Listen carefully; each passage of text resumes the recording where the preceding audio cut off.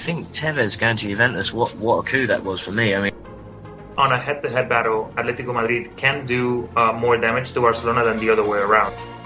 Either he's really blind or he's fixing the match. I can't see it any other way.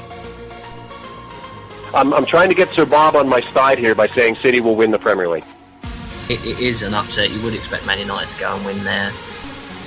Over $1 billion was paid in transfer fees between the clubs in Europe. It's football. It's damn football. Like Ferguson said, football. Bloody marvellous. Yeah, well, the celebration was, I can't believe I just scored against Mexico. At one point, Parma, I think it's something like 224 players under contract. Hey, they're going to throw me out of here, fellas. You're going to get me arrested on your show. If you're a serious talent, you're going back and you're playing for Santos. You know, you're going back to play for, like in Argentina, for River Plate or Boca Juniors, or you're going to Europe. He looked like the Ryan Giggs of old. He was more creative than any player on the pitch. He made Mata look stupid. He made Rooney look silly. Now, the Premier League is the most exciting league out there. I think it's probably the best marketed league without a question. When you look at the draw for the Champions League, you kind of say, well, all the pieces kind of fell into place for everybody except City. I am your host, Joe Usello. Sir Bob, Mike Orr. My co-host, Rob Rojas. My trusted co-host, Ben the Machine. Good evening, everyone, and welcome to episode 71 of Low Limit Football. I am your host, Joe Usello, and glad to be back after a great week of football and a great weekend of football. Also, after a great podcast yesterday with the boys over at Two Daft Yanks. Well, actually, just with Chad. Corey was away at the Jazz Festival in New Orleans, so we pitch hit for Corey and had a great time chit-chatting with Chad during the New York Red Bull soccer match last night against the LA Galaxy, and just glad to be back. Let me get my co-host in here real quick. Rob Rojas. Rob, how you doing, man? I'm doing well, and it's good to be back on the show after a good trip in Paraguay. That's right. We're going to get a full trip report. You know, it seems like I totally forgot that you were flying back as we were talking last week. It just escaped my mind. So we're going to get the full trip report in the Copa Libertadores section of the show. We're definitely going to demand to hear the stories, especially some of the famous people that you met while your trip over to Paraguay.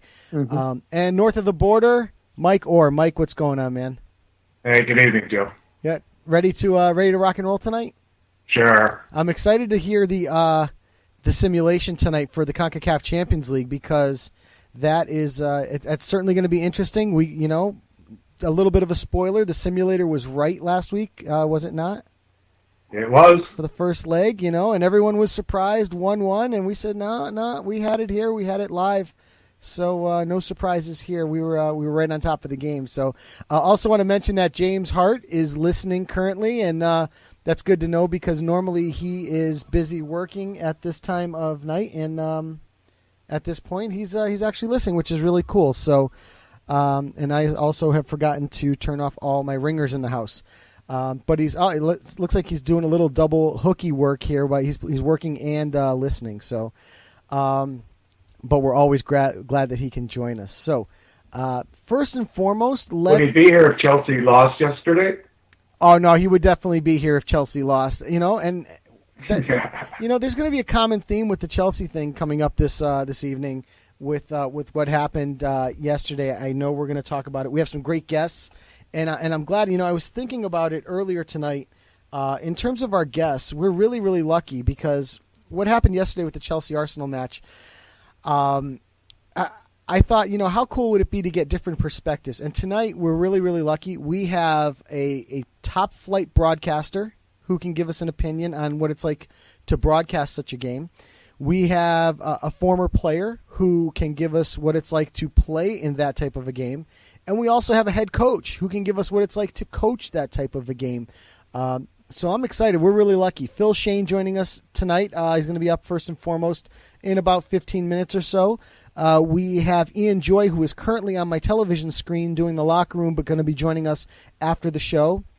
And then at 8 o'clock tonight, we have head coach Thomas Rongen joining us, who I'm very, very excited about. He's going to be our first head coach and he's coaching the Fort Lauderdale.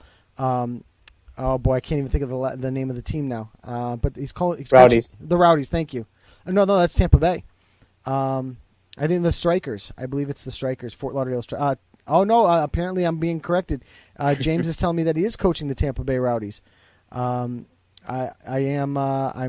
thought he was coaching Fort Lauderdale, but he's coaching Tampa Bay. So I'm glad I got corrected right away. Obviously, to say the least, definitely great guests coming up tonight, and we do have James listening to us. And I'm sure many of our other listeners will be along momentarily as well. So great to get started. So, Mike, I'm going to throw it over to you real quick because I'd like to know what the trivia question is for tonight. All right, hold on one sec, Joe. Which 5 players who played in the 2014 Champions League have gone on to play in the Premier League this season? 5 players from the Champions League? Final. 5 players from the Well, we don't have the Champions League final yet. Of 2014 have gone on to play in the Premier League this season. Okay. So 5 players. Okay. I'm right. Yeah, I got some. All right, there's a couple of easy ones, and I'm just writing them down. Yeah, I got some. I think I got all of them.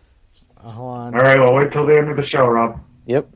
I have definitely 3 right now. I've got to come up with the other 2. It's just going to take me a few minutes, but I do like that trivia question. That's one that we can get, and it's not not like last week where Rob left me high and dry and I couldn't get.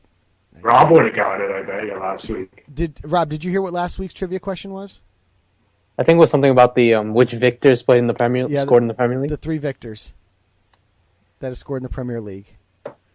Or assisted. Or assisted, yes. Yep, scored or assisted. So yeah. You would have got it, Rob? Maybe 1 or 2. I know. Yeah, definitely 1 or 2. Yeah. And Yema's 1. That's one up straight in my head. Inyama. I mean, Wanyama. Yeah. No. Wanyama, there we go. Wanyama, okay. All right, I was going to say, Inyama. Sorry, no. Inyama would have stopped one if he was in the league, but Wanyama, there we go. So Wanyama. So, all right. Well, since we're on the Premier League, let's talk about our opening thoughts this evening, and that's going to be on the PFA Team of the Year. The Premier League Team of the Year was announced yesterday. For those of you that haven't heard it, it was listed as a 4-4-2, and I'll just go through them, straight up. So in goal we had David De Gea. On the back line we had Ivanovic, Terry, Cahill, and Bertrand. In the midfield, Hazard, Coutinho, Matic, and Sanchez. And up top, Harry Kane and Diego Costa, with Eden Hazard the player of the year. James Hart is pointing out to me real quickly that there were only 6 Chelsea players on the team. So I'm gonna throw it over to you, Mike, first, since you are our main guy with the Premier League coverage. Anybody that we would switch out? Anybody that you should say, you know what, that guy didn't deserve to be in that spot, and we should put X? Well, I have, you know how much I love FIFA. Mm-hmm. FIFA 14. Video game, that is, not FIFA, the organization itself. Right. So I made the team using that. Okay. Their rankings and which change weekly. Mm-hmm. But to answer your question before I give that team, Cahill? Okay. Come on. You didn't like the No. Cahill? Okay, well, who are you going to put in there instead of Cahill? Koscielny. Okay. Okay. Rob, you disagree or agree? I'm 50-50 on that, actually. Koscielny's had a great season. 50-50 on Koscielny, and you have another player, or 50-50 on No, 50-50 Cahill? on Cahill and Koscielny. Either way. Yeah, except it's Cahill. I know that people, obviously John Terry's not an argument. People have been talking about John Terry this year as one of his greatest seasons. I'm not a big fan of Ivanovic in that corner. I would almost prefer Zabaleta there. That's who I have. Yeah, and I'm not being a City homer or anything like that. I am. Well, I know you are, but even last week we talked about Matt Aldridge, who is a big Chelsea guy, and even he was like, God, just get rid of Ivanovic. Just take him out back and shoot him if you would, please. I mean, and he's like the one guy that the Chelsea guy doesn't want on the Chelsea team. And I watched this weekend's match with that in mind a little bit, and yeah, it was a disaster. Liam Clinical Costa, who is also a Chelsea guy, said Klein over Ivanovic for him on the Twitter chat. So I just want to get that in there as well. I mean, obviously Ivanovic is probably the biggest issue on the side. Bertrand, everyone seems to like Bertrand there. Obviously, there's no arguing Hazard. I have Azpilicueta. Yeah, Azpilicueta over Bertrand. Bertrand, yeah. You know, Azpilicueta's had a much better season. He's done much better. I'm sorry, James is saying put David right back and Luis at left back. I think there are plenty of arguments to be had here. Also, Liam is adding here that, and I just lost the thing, to add it, that wasn't even Ivanovic's worst game. He was better than usual, and then he's referring to the Arsenal match over the weekend. I don't think there's much arguing. There's definitely no arguing Eden Hazard. Okay, let's be honest with that. There's also I don't have him. You wouldn't have Eden Hazard. He was the player of the year. No, I have the Wizard. Who'd you have? The Wizard. The Wizard. Oh, I know he's referring to David Silva. Okay. If at anything, David Silva all day if you're going to put David Silva, then take him out for Coutinho. Yeah, I was going to say take him out for Coutinho. I don't think you can argue Nemanja Matic. He's had an incredible season in that defensive midfield role for Chelsea. I don't think Hazard's arguable. I would say if you want to switch Silva, you said. Well, I'm arguing with you, so it is. I'm saying Silva. Yeah. No, and Silva over Coutinho. No, Silva over Hazard on the left. Oh, there's no way. No. Yes. No. No. And we're getting please God no from Liam. I'm waiting for James to jump in here, and I think James threw up on his computer, and we've lost him for the evening. Yeah, there's no way. Eden Hazard's been the best player in the league. And even we talked about this last night on the Dual podcast. We talked about Eden Hazard. If you were talking about the top players in the world right now today, and you removed Messi and Ronaldo from the list, a lot of people were putting Hazard third. Yeah. And I know you're a Manchester definitely City top five. Coach of the year then must be Manuel Pellegrini, no? and I think Mike just threw up on his computer. But I'm just listening and I'm disagreeing. I'm taking David Silva. I would possibly switch Silva for Coutinho, but I certainly wouldn't switch him for Eden Hazard. Sanchez, Schneiderlin, Fabregas, Silva. No. And I thought about Cesc Fabregas last night when we caught, because I had mentioned that, Cesc Fabregas is probably somebody that we should consider. But even Fabregas, has kind of fallen off lately. He's just, and it's just probably age. It's probably, just the rigors of a long season. But even Eden Hazard hasn't showed any signs of slowing down here through all competitions. Let's get one thing out of the way. Up top, Kane and Costa, no argument. Argument. Yeah, I know, because you want to put Sergio Aguero in there over Harry Kane, I think, but. Yeah, definitely. Okay, but at the beginning of the year, I would say yes. At the end of the year, I would say no. I would say there is somewhat of an argument there. I would probably still choose Harry Kane, but I would admit that it is. So if you owned a football team, you would take Harry Kane over Sergio Aguero. I want to know how old the both of them are right now. I want to know how old they are. Right, they're 20. Harry Kane's 21. Aguero is 25. He's a baby out of diapers, and Aguero's like 26 or 7. I think it's close. I think it's close. I mean, I think if you're going to start a football team, not close. I think if you were going to start, he's had a good 4 or 5 months. It's not close to Sergio. Ideally, Aguero would be the better player. Yeah, definitely. Yeah, but not even on the same level. But at this point, he's had 4 or 5 good months. Let's see in a couple of years. Sergio Aguero's had years of this. Okay, all right. I mean, I can see that. I can admit. I think the reason why is that Aguero's season, I guess, why he wasn't included in that team is he's been marked by injury. Yeah, and still leads the league in goals. That's true. That's correct. He is still leading the way right now. And if I don't know if it's still, but he used to be the all-time leading goals to minute getter in the Premier League. So the goal per every 60-something minutes, I think it was, which was the best in Premier League history. Mm-hmm. Liam also mentioned that he is crying, that the thought of Hazard not being there brings a tear to his eye. I think that is crying with laughter, but okay, and Luca is also saying, let's see if Aguero can stay fit for a full season first. So I think that's probably the argument against. Let's see if Harry Kane can score in stoppage time to win a Premier League title first. But that was one goal. Yeah, to win the title. And to be the most important goal in the history of Manchester City. Of the club, yeah. Well, and then did it again 2 years later was the big part of why we won again on the final day. I would agree with that.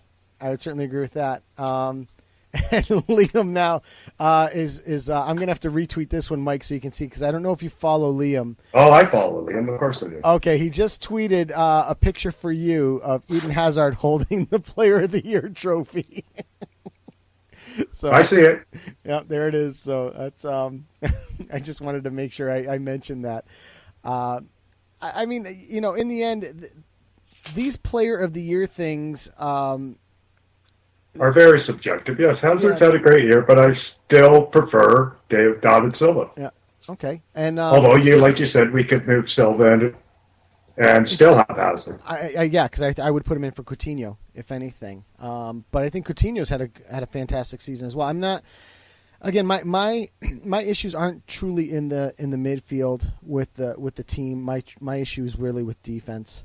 And Luca would like to say that Balotelli made that goal that Aguero scored, by the way. So he just wanted to add that in there.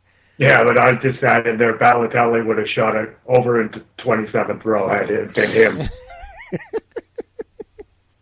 Oh man, I'm glad this is probably one of our better opening thoughts. This one and the argument of the international break probably rank up there as one of our best opening thoughts segments that we've ever had. That's for sure.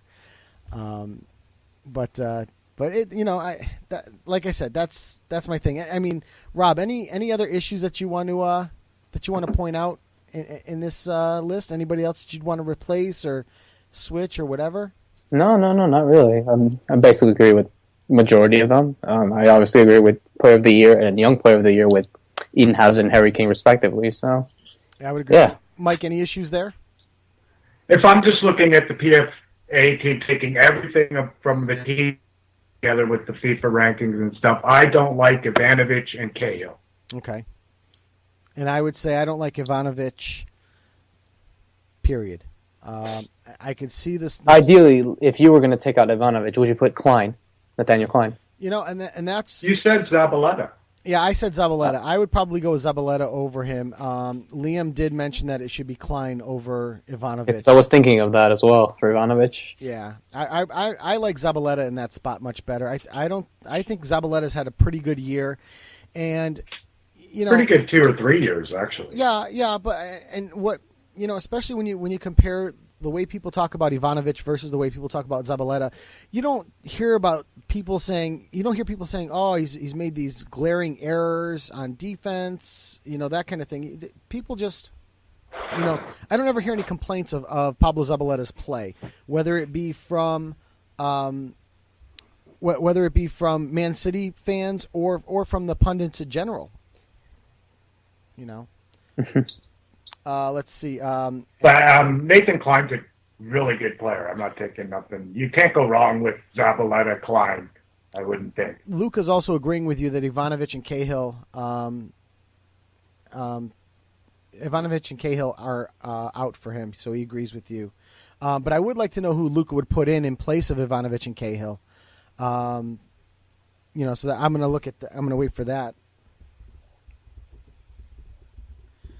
So, and also want to let you know that Phil Schoen will be ready in about 2 or 3 minutes. So that's going to, fantastic. I can't wait to talk to Phil. He's obviously a returning guest. He had a soundbite that made our intro. He's the one It was Phil Schoen was the one that said that the Premier League is probably the best marketed league in the world. If you guys remember that.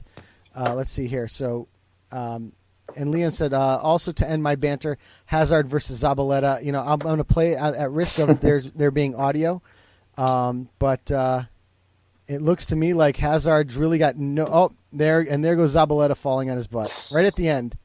Well, he just slipped is what it came down to. At the end of the day, Eden Hazard's going to win a Ballon d'Or in the future. Yeah, I would agree with that. I think that's definitely going to be the case. I could see that, no problem. But it's going to be tough to unseed the Messi Ronaldo duo that you see at that podium every year. It's always Messi, Ronaldo, and somebody. Messi, Ronaldo, Frank Ribery, Messi, Ronaldo. Oh yeah, but eventually that's going to come to an end. Maybe Ronaldo or Messi or one of the others is going to be out of that top three, and there's going to be. Yeah, you're going to have a falling off of skill level. The question is that skill level going to fall off in time for Eden Hazard to still be there at the end, or will we see Harry Kane be that guy? There's a lot of players that could be mentioned. You got Hazard's still young, 24. You got Neymar, 23. Yeah, that's Pogba. Various players. Pogba and Neymar are certainly two that would Pozos. Who? Pozos. I missed City's Pozos. Oh, Pozo. Pozo. Okay. And Luca wants to add probably Klein in for Ivanovic, and he's not sure about the center back, though maybe Font. The other top center backs have been very inconsistent. Okay, Cahill for Font. I like that. In fact, I think we talked about Wayne Font last night. I'm not Wayne Font, Jose Font. I'm thinking of football now. Jose Font. We did mention him last night. So and James Hart, I think, is talking about Ballon d'Or. Is mentioning Patrick Bamford as possible. Patrick Bamford is Player of the Year in Sky Bet. So, and that's got to make Chelsea people very, very happy, don't you think? Yeah, absolutely. Liam's going with Dom Solanke for Ballon d'Or. You're gonna see a lot of that now, aren't you? Well, I think we should definitely get one episode about potential Ballon d'Or winners. Oh yeah, I think what we should probably do. I think we should probably do that sometime over the summer. Maybe even do it with James. I know we're planning on doing a trio podcast with James Hart and the guys over at Year Zero and doing Two Daft Yanks again. So, I think that's going to be coming up very, very soon, and that could certainly be one of our topics. But gentlemen, I'm gonna put the kibosh. Almost gonna finish with the kibosh of this because I know our first guest is going to certainly be a shoo-in to answer any of and all of these questions, and I know he's going to have a knowledgeable 2 cents to add to it. So I certainly want to ask those questions because joining us now on Low Limit Football is the great Phil Schoen. Phil, it's Joe Usello. How are you? I believe, or have we lost Phil? I think Phil might be having a mic issue. I heard him for a second. And it looks like we might have lost Phil quickly. So let's see if we can get him quickly. Let's see if we can get him back, and we'll get him. So I know I want to ask Phil about this. There's actually a couple of things I want to ask Phil. I'm certainly going to add his Ballon d'Or or the questions that we're talking about. Phil, do I have you now? Yes, we do. Awesome. How are you tonight? I'm fine and glad we have a roof over our head because all of a sudden we got some of that South Florida liquid sunshine falling on us. It'll only fall for an hour and then you can head back out to the beach. I saw it was like 95, 96 there yesterday. It was about 93 or 94 today, so I'll take your word for it. Oh, man. But you know what? Considering the fact it was about 70 degrees when most of the country was at zero, I think I can handle this. I'll take all of it. I'll be honest with you. I'll take the 95 and the 70, no problem. We did have a brutal winter up here in the Northeast with plenty of snow. I think there's some spots up here in Connecticut where they dumped some of the snow that they plowed from the streets, that there are still mountains of snow in Connecticut, which is ridiculous. And by the way, I will say one thing. Mm-hmm. That's one reason why South Florida deserves an MLS team, because you'll never have to worry about a snow out. No. And they'll play in the rain. So I agree with you 100%. And hopefully we're going to see that come about soon. I do want to kind of throw back to what we were just discussing, which was the PFA Team of the Year, which they announced yesterday. I think the big points that we're talking about is the inclusion of Ivanovic and possibly possibly Cahill on the back line. And my co-host Mike has a little bit of an issue where he'd want to bring in David Silva over any of the four that are on the list. I don't know if you got a chance to see the Team of the Year and your thoughts on it. Well, as an Arsenal fan, the fact that it is a very blue tint to it is a bit disturbing, but I guess hard to argue with. And in fact, in some ways, one of the things I asked on Twitter, and I guess I wasn't the only one because I didn't know it, but some of the fans at the Emirates were singing this to Chelsea with boring, boring Chelsea. But it just struck me because I love what Arsene Wenger did in the first half of his stay at Arsenal. The last half has been, shall we say, a little underwhelming, even with a bit of silverware thanks to beating Hull last year. It's the fact that going back to the George Graham days, there just seemed to be more heart in this Arsenal side. There's much more talent now. But it just struck me because I liked that even with the boring, boring Arsenal tag. And it just struck me, what's the difference between that Arsenal and this Chelsea? And the one thing that struck me, and I wasn't the only one, is the fact that there were probably 3, 4, maybe even 5 teams that had better personnel than Arsenal did under George Graham. But it's hard to say there's any team that has more or as much talent as Jose Mourinho does at Stamford Bridge. Right. You look at that midfield, and I might even argue that Coutinho, while he impressed in the second half of the season, maybe living on potential and reputation, but Matic, who did much more than I thought he was going to be able to do, although I do think that in a year or so there might be a way to figure him out. Hazard, arguably the player of the year, and I know that's the way things are going. I think Sanchez maybe doesn't even get enough credit, but it's hard to argue that this should be heavily tilted blue. Maybe Costa just because he was injured for much of the season, although Chelsea didn't really seem to miss him that much. So I think Jose Mourinho went out and got some of the best players, and it's reflected here. Well, I think they did miss Diego Costa a little bit yesterday because they missed Diego Costa and Loic Remy, and when you're throwing 37-year-old Didier Drogba out there, you almost wish that they had played a false nine and kind of reserved. I did want to focus on the match a little bit yesterday because there was one question that I wanted to ask you. We're really lucky tonight. We have a broadcaster, a coach, and a former player coming on tonight as guests. And I'd like the view from all three perspectives. So as a broadcaster, many people last night were saying that this matchup was boring, even to the point where Mourinho's talking about boring football and boring his 10 years without winning a Premier League title, so on and so forth. As a broadcaster, do you find it difficult to try and breathe excitement or breathe life into a game that on television just looks so flat? Well, I'd say the number one job of a broadcaster is to keep the people tuned in. Obviously, here in the United States, to keep them watching the commercials because they want to see what's going to happen on the other side.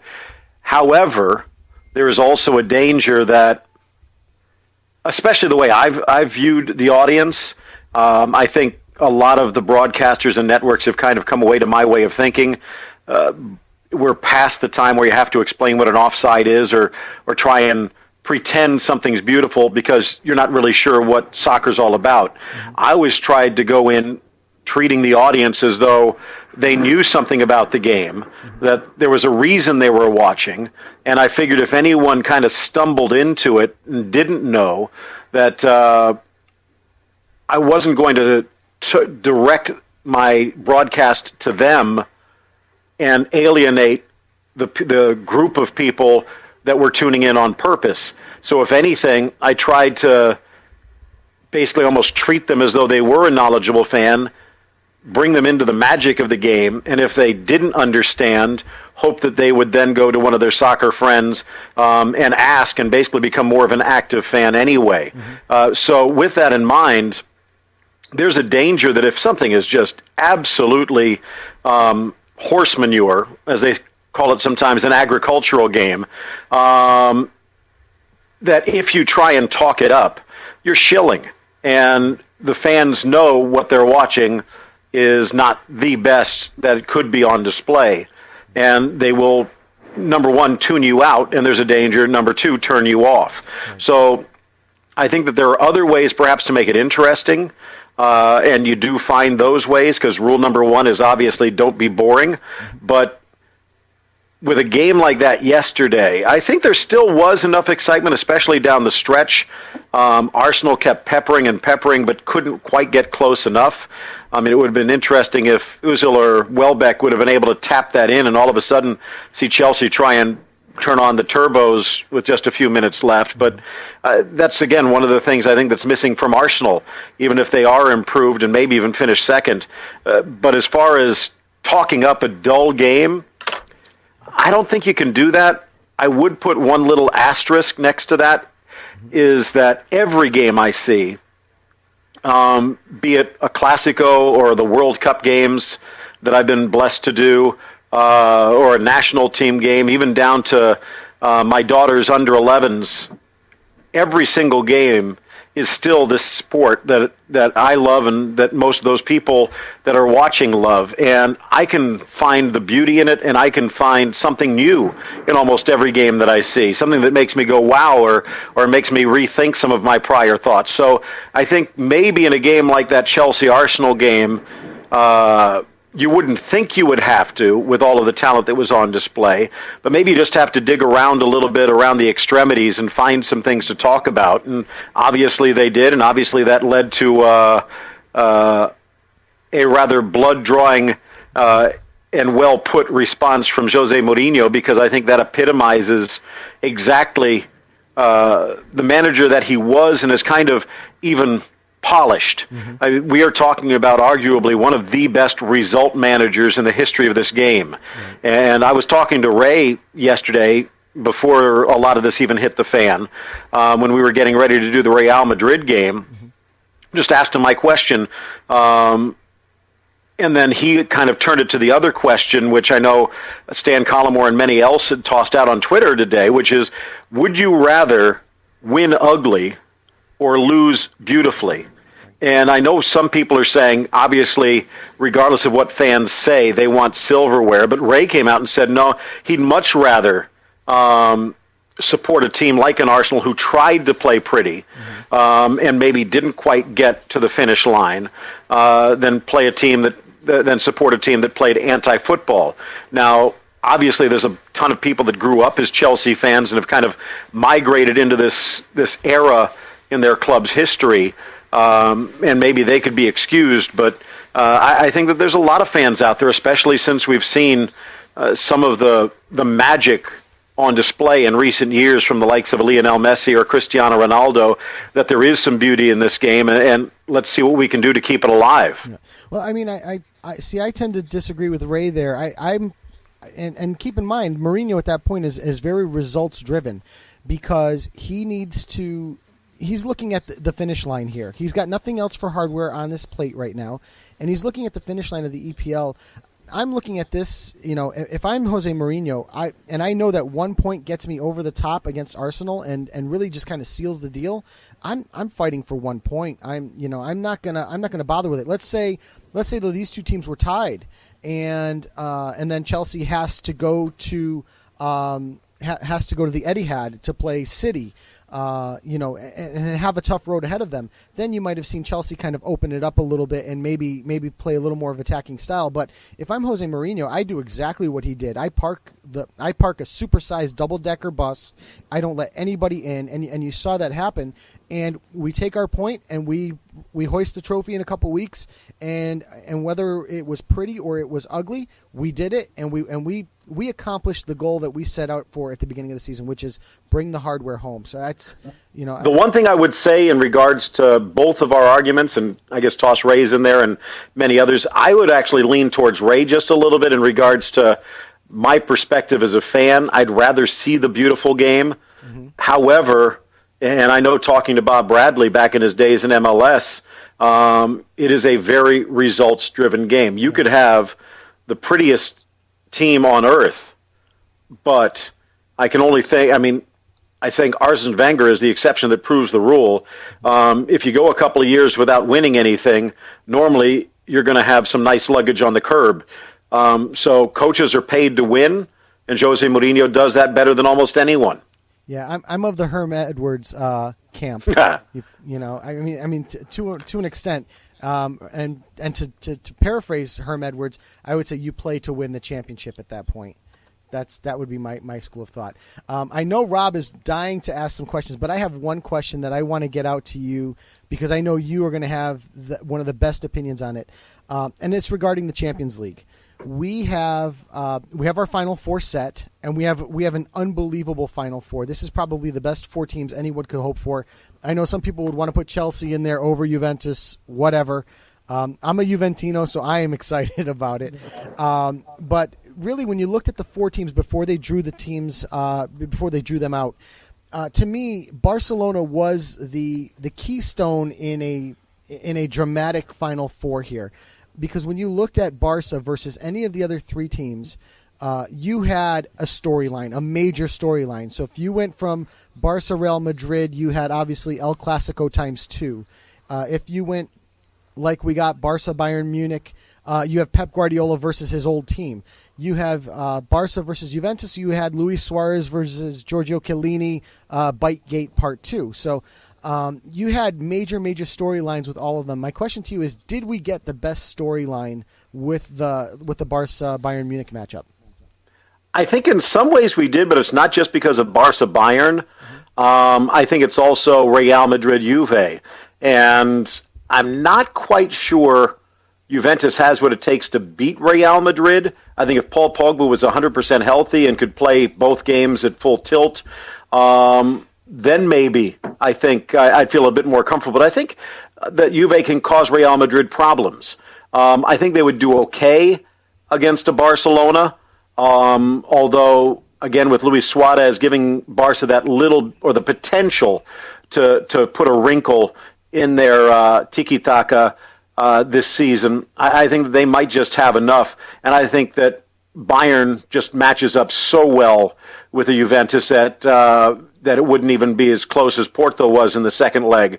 I think Juve's getting there. I think maybe if they can pick up a Dybala, if they can hold on to Pogba, if they can line up the heir apparent to Buffon and maybe grab a Verratti.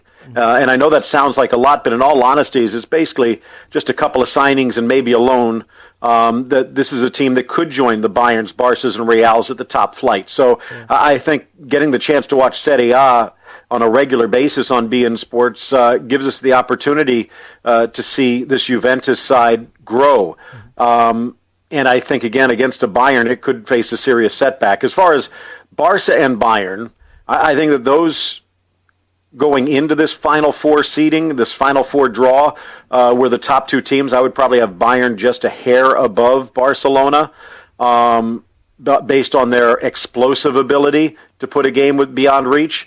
I think that Real Madrid's starting to show some signs, but with some key injuries, maybe a bit of a question there, although Javier Hernandez is starting to answer some of those questions and maybe raise some new ones, considering that Benzema's not at 100% health. But I think that they're really going to be missing down the stretch Luka Modric.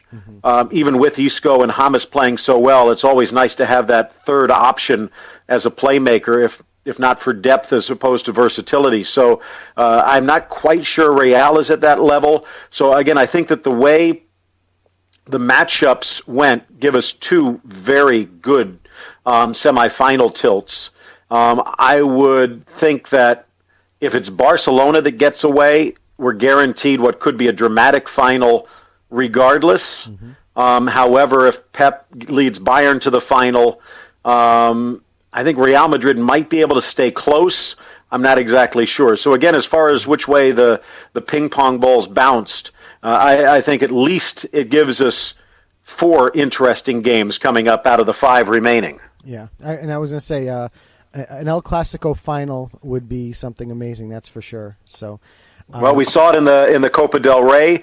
Maybe it's about time we see it in the cup with the big ears. No, absolutely. I'm going to throw you over to Rob Rojas. I know Rob's been waiting patiently, and I know he's got a few questions. So, Rob, take it away. Thanks, Joe. Hi, Phil. It's nice to have you on the show again. My pleasure. I was wondering if you could tell us and the audience about your experience with Ray at the Camp Nou, covering El Clásico for BeIN. It was amazing, but fast. And I know Ray had a few extra days there to wander around the city, but it is such an amazing city. I'm sure it probably was even a blur to him. The architecture, the people, in my mind, were probably the most amazing thing. Had the chance to walk around town. I don't know if anyone remembers, there's a guy named Keegan Pierce who used to be with MLS and Chivas USA for a while in their media department. He's moved over to Barcelona. He does some work with SiriusXM at times, but had the chance to hang out with him and walk around the town a bit. And it just feels so comfortable. For a big city, it kind of has a small town feel. In a very familial city, you see people walking around with their kids all over the place, not just Las Ramblas, but the Diagonal and everywhere. It's just such a warm and welcoming city. I had the chance to even go to a church service there in the morning before, just trying to get a little bit of extra help for the big game that night. And I guess other than some of the renegade Barcelona fans who were firing flares in on parachutes into the stadium about an hour before the game, which actually was intriguing because none of them actually landed near us, although a couple of them did land in the stands. So nothing to really be scared about from our perspective, but it was just fantastic. And there's something about being able to do a game from the stadium where you maybe don't paint all of the picture, but it gives you a little bit more of a precise picture to paint than you can if you're thousands of miles away. I think in many ways the actual play-by-play is very similar because I try and focus in around the ball, not on the ball, but around it, because that's what people are seeing at home.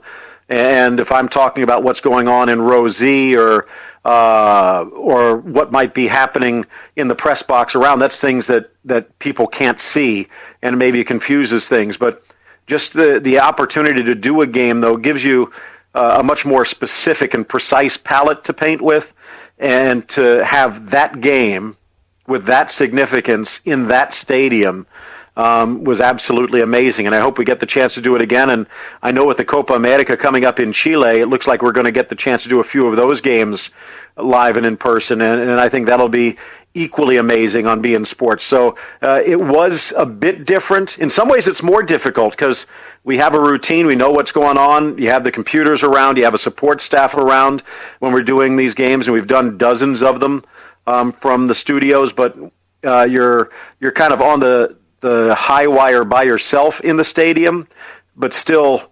with those players on display, we're not the show, and the game is, and they put on quite a show.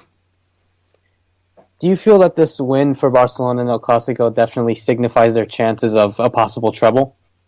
Perhaps, however, if you talk to a lot of Barcelona fans, they'll think that Luis Enrique took it easy a bit, because you got to remember, first tiebreaker is head-to-head. Second tiebreaker is head-to-head goals. And the fact that Barcelona did not go out and hustle for that third goal would give a tie-breaking edge towards Real Madrid. So it'll be interesting to see how this one plays out. But I think, if anything, it makes it that much more interesting down the stretch. As Carlo Ancelotti has said, they know at this point they just need to win the remaining 5 games. And if there is any stumble by Barcelona, Real Madrid will be the champions. But that victory does put Barcelona in position that if they can avoid a stumble, the championship is theirs. And I would say that they are still in the driver's seat. They do have that Atletico game coming up, and we've seen how recently that's been a pitfall match for Real Madrid that they finally overcame. It's also been a very difficult match for for Barcelona. So there is still hope. Both of them have Sevilla and Valencia, though. So or Real Madrid has Sevilla, Valencia. So that's going to be intriguing as well. It's not going to be easy, and I think that whichever team does finish on top will truly have earned it. Okay. Sticking shifts to South America now. What are your expectations, and who do you think are the favorites or even the dark horses for the Copa America in Chile this summer? Well, I think it's obvious that the favorites would be Argentina and Brazil. Brazil has really turned things around under Dunga, who obviously learned something in the interim from his first stint. However, he did build from the back, and their defense outstanding. He's still trying to find that center forward or false nine, however to play, to try and get the most out of that offense. Neymar really starting to step up with the captain's armband, but it's a team that has some wounds to heal after their World Cup debacle. So I think there's a lot of questions, but Dunga has answered them brilliantly to this point. As far as Argentina goes, Lionel Messi in the prime of his career, Tata Martino knows how to win and knows how to deal with Messi. So I think that the fact that both of these teams are at their prime is going to make for a fantastic tournament regardless. But then you toss in a Colombia side that probably doesn't even need Falcao. They have so much attacking depth.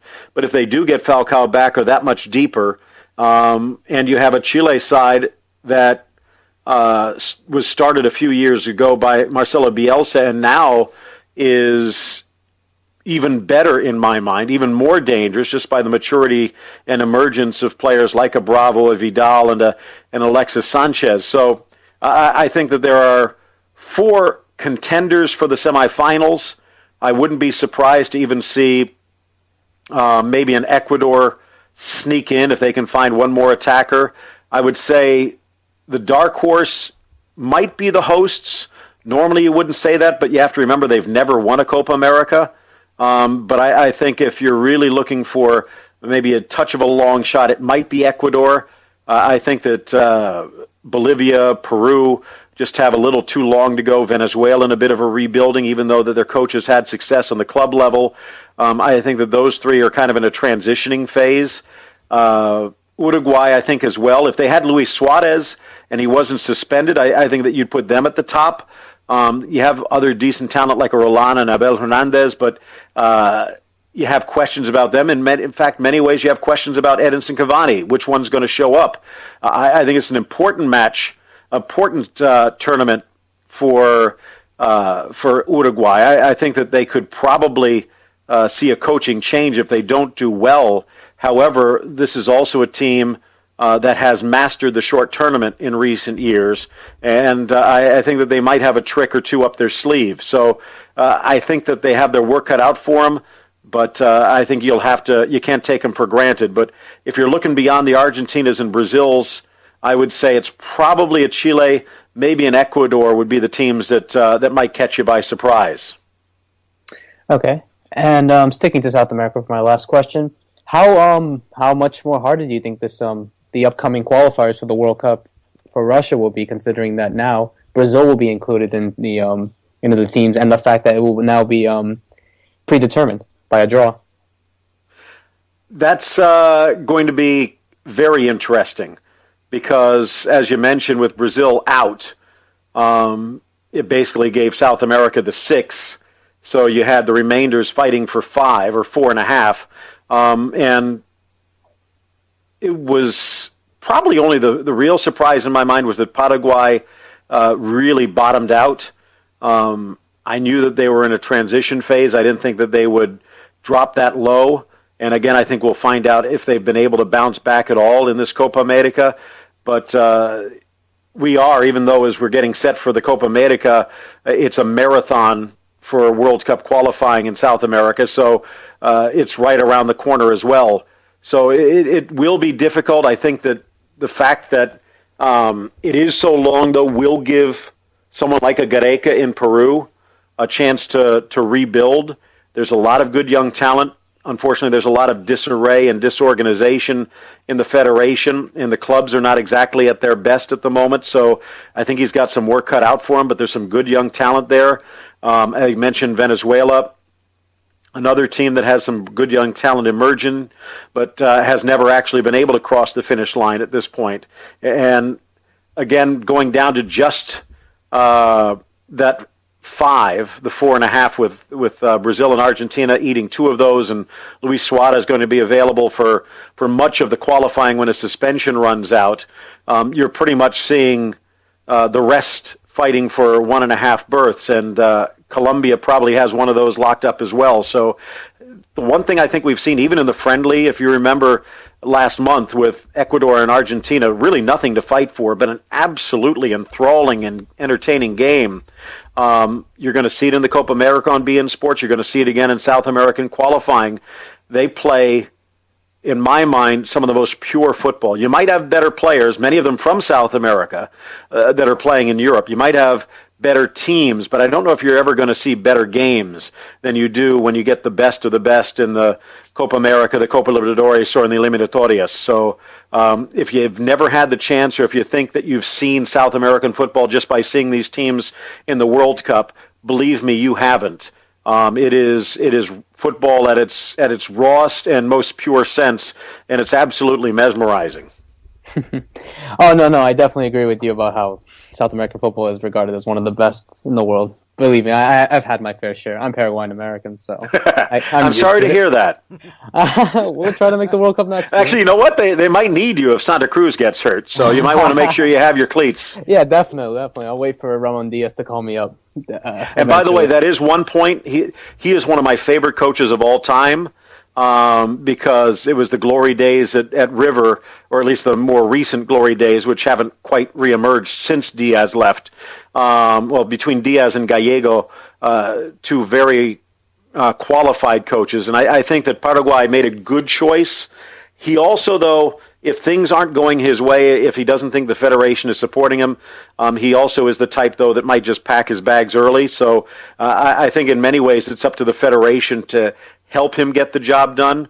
But if they do give him what he wants, I wouldn't be surprised to see Paraguay, maybe not in the Copa America, but by the end of qualifying, truly challenging for one of those World Cup spots. Yeah, absolutely, and that's the goal now currently over there in the country. Thank you so much, Bill. I'm going to pass it over to Joe. Right, thanks, Rob. I do have a question that was sent to me, Phil, that I'm going to keep it over on the European side for a moment. Obviously, we've seen Bournemouth qualify today for promotion to the Champions League. Watford is already in. Your thoughts on those 2 teams, and obviously with Kay Murray sitting on my screen right now, I guess Burrow's chances of moving in as the 3rd team through a playoff. I would ask if you were watching the extra, but I'll give you the benefit of the doubt. Maybe you just had a fixation. No. I know Kay is a huge Burrow fan. And the fact that they were leading for much of the season, only to see them stumble just a bit. However, they have ended up clinching that spot, at least in the playoffs. So I think that she'll be quite happy, but there's still some work to be done. I think that when you take a look at what Watford has been able to do, and as you mentioned now, Bournemouth, it's amazing. Especially flip the table upside down. And you start to take a look at some of the teams that are in danger of relegation. I know Fulham's starting to pull away just a little bit. Reading has a game in hand. But then you still have Millwall and Wigan, who were not that long ago in, and Leeds was even in danger of going down a short while ago down to League One. So to see those teams, established teams, stumble, and then to see Watford and Bournemouth climb up to the top. And I know Bournemouth has been there for a while, but in all honesty, it's if you have the chance to talk to Ross Dyer, who has Bournemouth in his heart, what they have been able to do is smoke and mirrors in some ways. It is a nice stadium. It's a nice city. It's a nice town. But when you compare them to some of the top teams, they're working from quite a disadvantage. So to see them really pull away, and was it 25 wins this season, is quite an accomplishment. Yeah, no doubt about it. I think you're right. I think it was 25 wins so far this season. I keep the locker room on my TV screen every time I do this show, and every once in a while something flashes along the bottom that catches my eye that we'll be talking about, and I get to sound really knowledgeable. So that's why I saw Kay Murray on the screen. She's guiding the ship tonight for those guys. I do want to bring you back to MLS. I have a couple more quick questions, and then we'll let you go. And again, thank you for coming on and for all the time that you've given us tonight. Oh, my pleasure. And by the way, please pass along 2 questions to your next guests, because they're 2 very good friends of mine, 2 people I respect very much in this game. But as far as Thomas Rongen goes, I know he's kind of busy in Tampa Bay right now, so I won't bring that up as a lifelong Strikers fan. But if you have the chance to see the documentary Next Goal Wins, if you didn't see it last time, about his trek with American Samoa in their World Cup qualifying, it is an absolutely mesmerizing documentary, and Thomas steals the show, or at least one of the show stealers. So I know he's tied up with Tampa Bay at the moment, but ask him if there might be a next goal. And then as far as Ian goes, I get a little simpler. Just ask him if it's Pampers or Loves, because he's been kind of a busy man on both sides of the bed right now.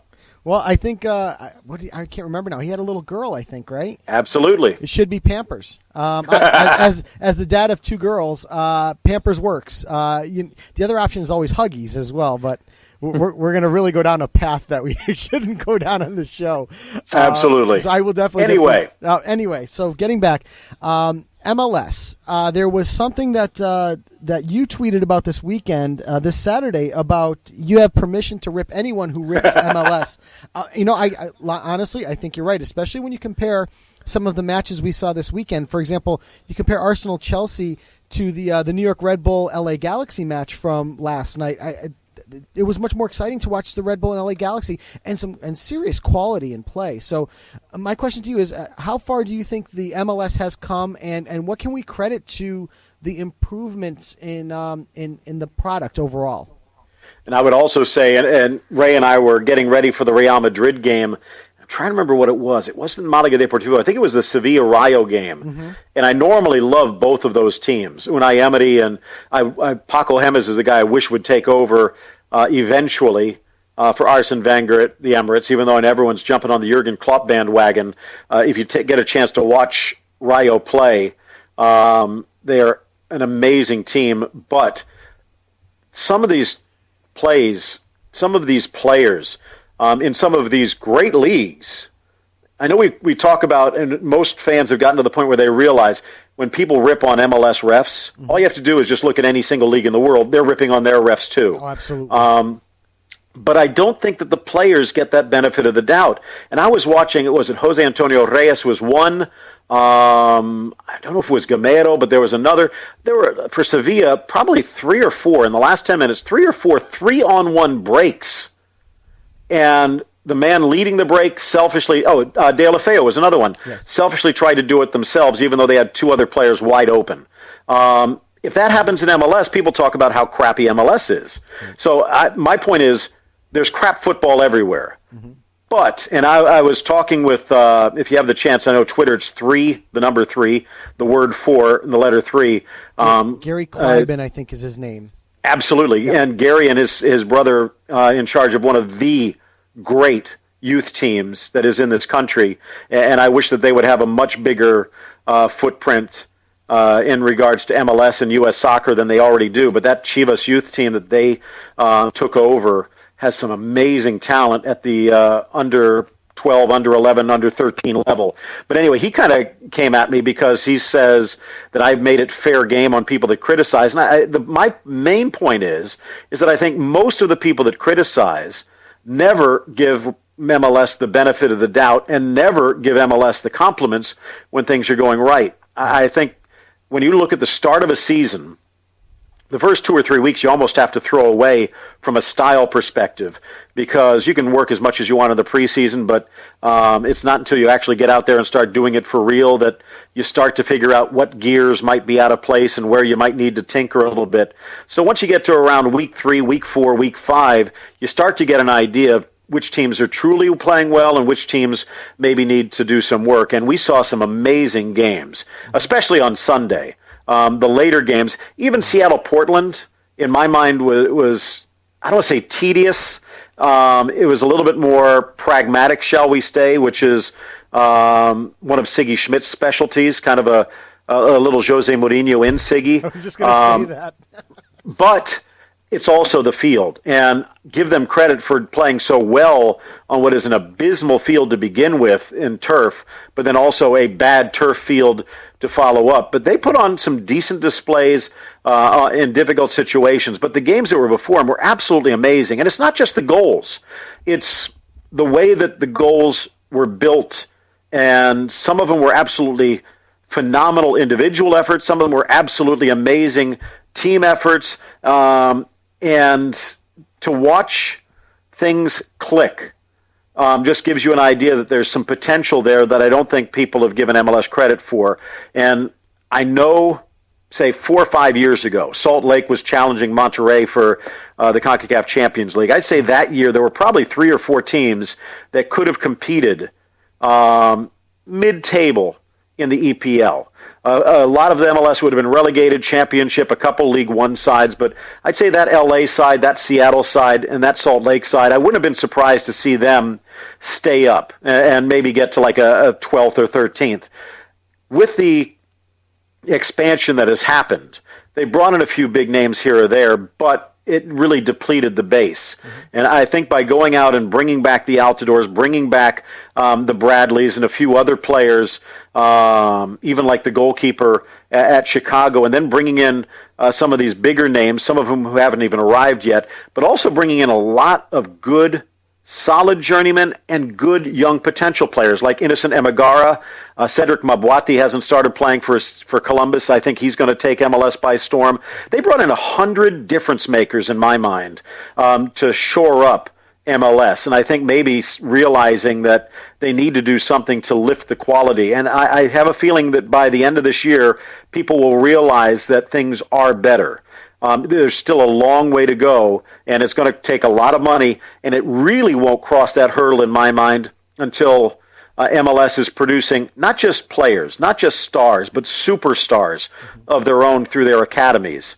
And I think with Bradford Jamieson, what he has been able to do, the composure, the skill, and if Tommy Thompson ever can add actually putting the ball in the back of the net to his repertoire, there are some guys out there who might be able to fill that bill. We're starting to see the roots turn into the shoots and hopefully bear fruit before too long. But again, my whole point was MLS is a lot better than the critics say, and most of the time what the critics are complaining about is single entity, lack of promotion, relegation. And while that might affect the structure of MLS, it actually comes down to the 22 players in the field that affect the quality of MLS, and I think that's been getting better this year. I agree. I think the quality on the pitch has been much, much better overall with MLS, and it's certainly something that bears watching. I know they've got their contract in England now, so they're starting to get a little more global exposure, which I think... And by the way, with that in mind, I'm not saying this is anything more than just a few comments that I have heard, but I found it very intriguing that a lot of the tweets that I have seen from fans in England, soccer fans, who just happen to be looking for a fix and turn on MLS, a lot of them over there are giving MLS a lot more credit than a lot of the so-called soccer fans over here. I think in some ways it's almost like a badge of honor to bash MLS. It has its downfalls, it has its shortcomings, it has areas where it can improve, but it's done a lot in 20 years. Well, I think that they just focus they focus on the fact that they want that promotion relegation, so they take the opportunity to bash it in general, as part of their view, when really their focus should be on the upper management and how it's run, as opposed to the players and the product on the pitch. Absolutely, and those guys on the pitch really don't have much say in regards to those shortfalls that you're talking about. Another one to consider, Club America, actually, I mean, it's been a while, but the past couple of seasons has actually returned towards the top of the heap in Mexico and just totally demolished, was it Herediano? I can't remember, but the last opposition. Yes. And the worst team, arguably, you can make an argument, the Montreal Impact are the worst team in Major League Soccer, goes down there, draws, should have won, and probably should have won by more than 2 goals. if they would have done anything in that first half. Mentioned some of the selfish play, and I love Piatti, but a couple of passes instead of shots, and they could have had an insurmountable lead, I think, heading home. But again, just to give you an idea, I'm not saying that MLS is better than Liga MX, although that is a question, again, that's being asked by critics and commentators south of the border, and sometimes they're saying, yes, that MLS has caught up. The Santos Laguna coach said that MLS has surpassed Liga MX. And you have to remember, most of the time when they're playing the Mexican sides, it's preseason or out of season, or just starting the season from Major League Soccer, and we're not quite at that depth point. I think that where the Liga MX sides have even reserve sides, youth sides to call upon, and have the better teams 2, maybe even 3 positions deep, for MLS, you kind of have a team and a half on every team. And as we're seeing with Montreal, I mean, now all of a sudden there's this controversy they're going to have to need to borrow a goalkeeper. I have a feeling they'll probably have to promote someone from USL to at least sit on the bench. But again, it gives you an idea. That's a problem that most teams around the world would not have. And I think that with the new contract that was awarded to lift everyone's salary, it also shortened the roster. I think it took 3 or 4 spots away. So again, hopefully that might be something that they correct in the future, because it would be a shame to see Montreal lose a chance for the first continental championship for Major League Soccer because they're going with their 5th string goalkeeper that they just acquired the day before. So again, players on the field improving, still some work to do. I agree.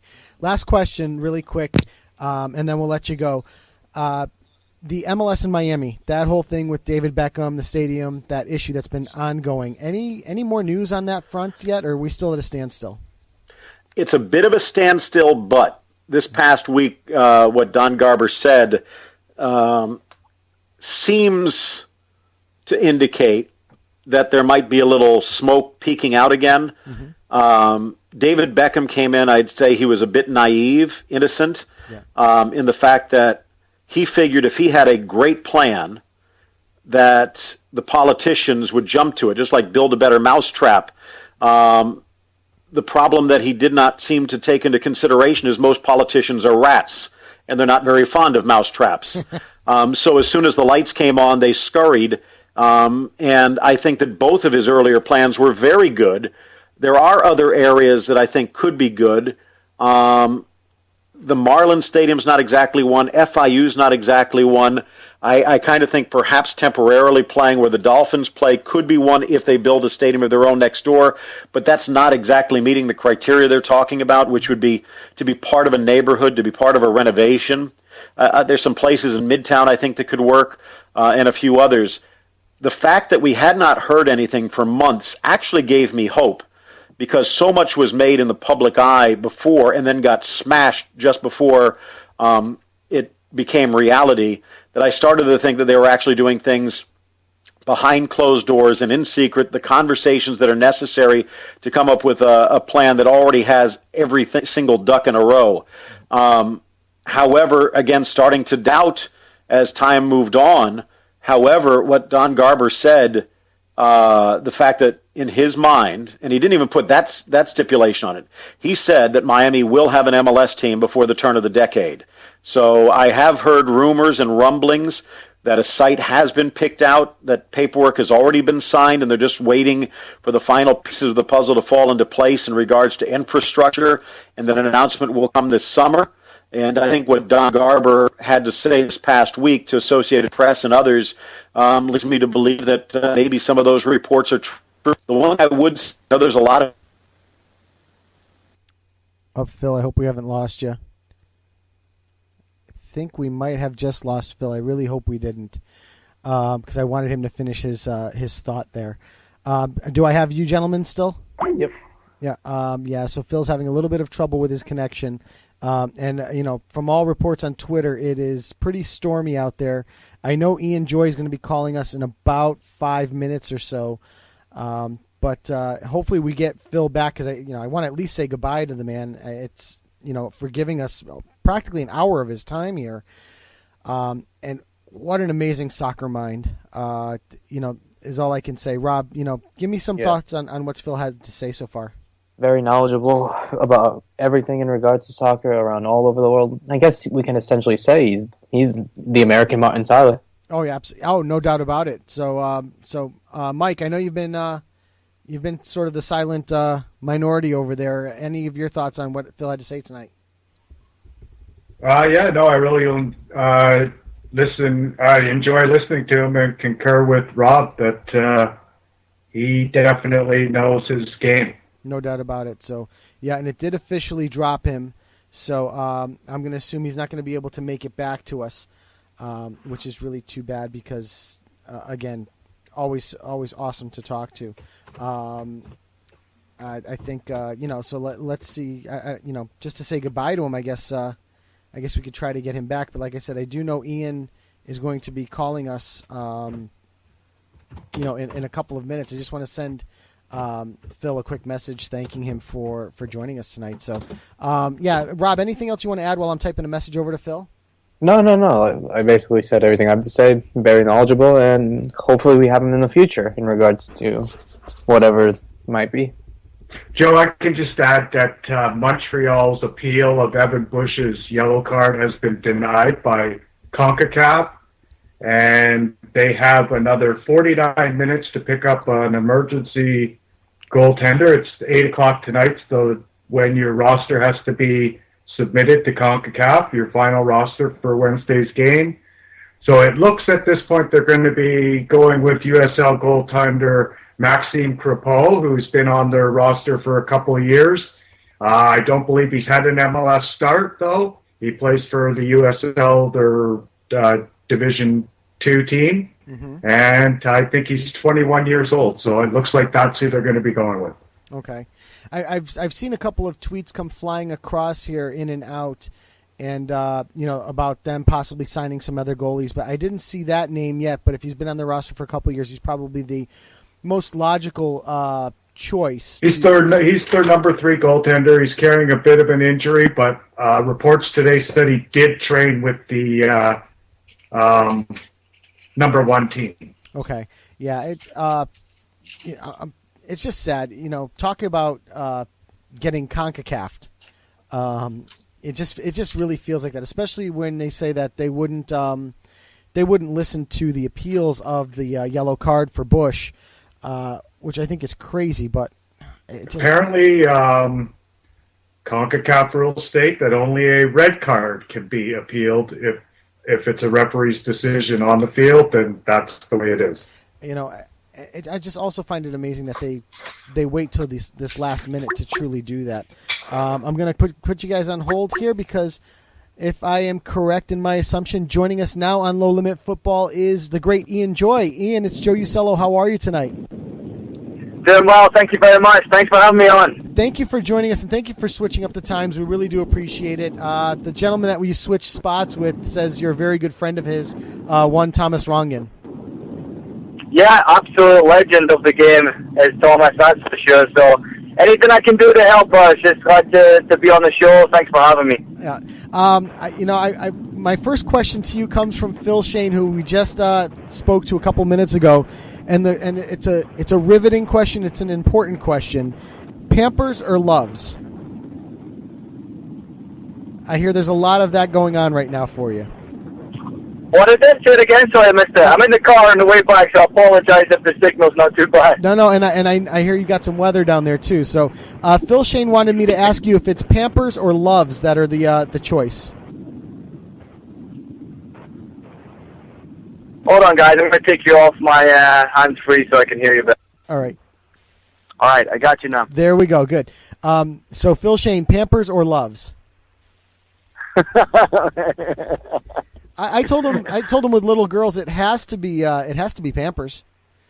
Yes, of course. Yeah, love them. Yeah, they hold the most, so that's what we need, and that's what we've always gone with. I've got 2 little girls, and that's what we've always gone with is Pampers here. So yeah, of course. Listen, when I went first of all to the store, I mean this is my second time around. It's been a 9-year gap since I had the last little girl, so it never changed for me. So Pampers all day long.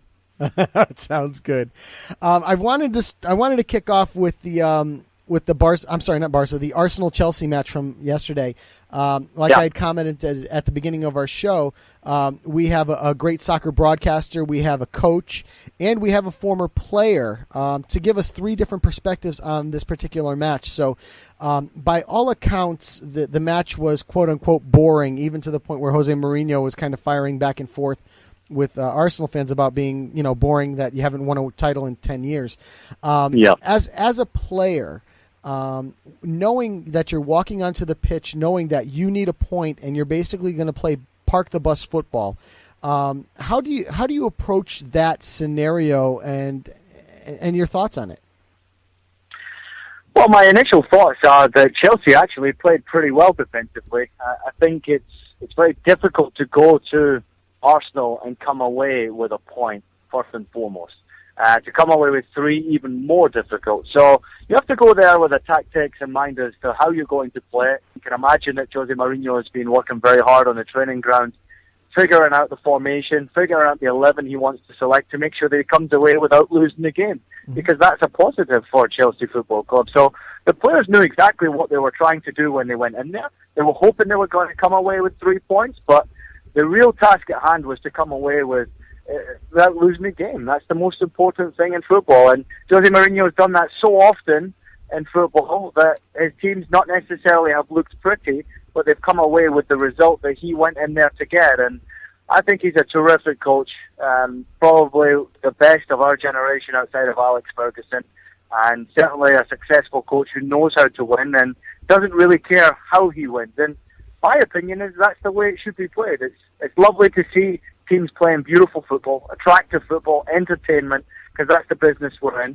But we're also in the business to win. And at the end of the day, he comes away with a point, and it's a point that he wants and needed. And now they look so comfortable at the top of the table. He doesn't care.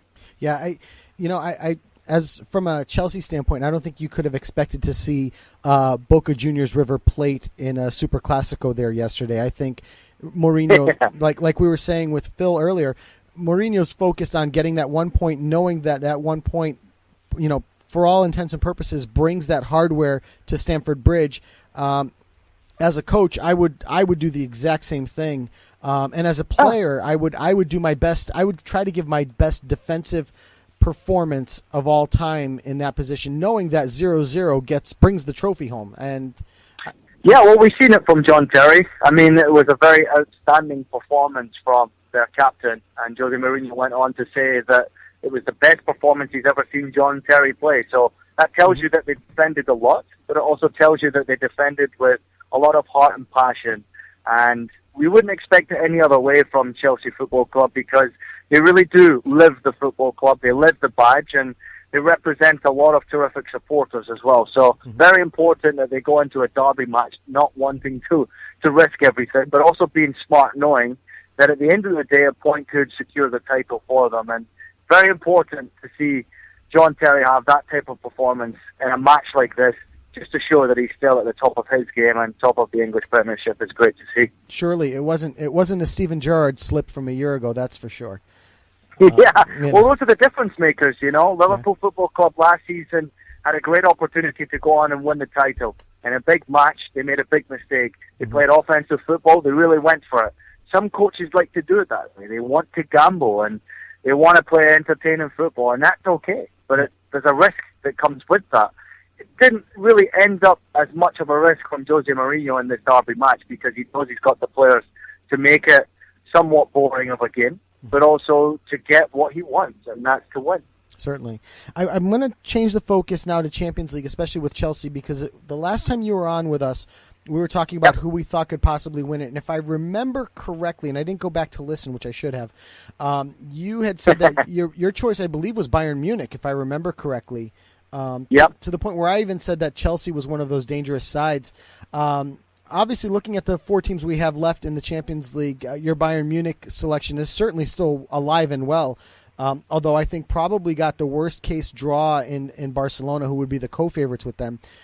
Your thoughts about the draw of the Final Four, the 2 matchups that we have and what we can expect? Well, first and foremost, Bayern Munich achieving it was to be expected. obviously winning the championship again this weekend in Germany. They are FC Hollywood of the world. They play an unbelievable style of football under Pep Guardiola that I never thought I would see from Bayern Munich. But it really has enlightened me that Bayern Munich can go on and be one of Europe's greatest ever football clubs in this generation, because they're that good. They've got the players, they've got the talent, they've got the money, and they play a great style of football that's fun to watch. They score a lot of goals, and their example against Porto blew everybody away because they were so far behind in that time to actually come away with it. Excuse me. My agent's calling me. I have to put it down. Hold on 1 second. Yep. So we've got a looks like we're going to be put on hold here with Ian for a moment. But as soon as he does come back to us, Rob, I will definitely send him over to you once we get his final thoughts on the Champions League.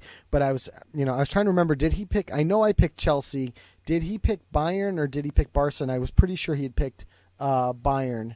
So that's certainly his prediction's still alive and well for the Champions League. I am gonna, like I said, I'm gonna throw it right over to you as soon as we do get him back. He had to take a call. I believe his wife is in Scotland right now, so certainly, of course, we'll take a backseat for family all the time. So, I just want to inform you of some breaking news that I have right now. Oh, go for it. This is for Mike as well. The Impact have acquired a goalkeeper. Okay. Christian Nitsch from NASL club Indy 11. Okay. So they're gonna have somebody, and he's an NASL keeper, not a USL keeper. Nope, NASL. So I mean that's certainly going to be an upgrade from their third stringer. Anything else you can tell us about that keeper, or is he someone? Yep. Nitsch, 33 years old. He played the majority of his career in Germany, first and second divisions, before making the jump in North America in 2012. Oh, good. So I mean, certainly a keeper with experience. That bodes well for them as well.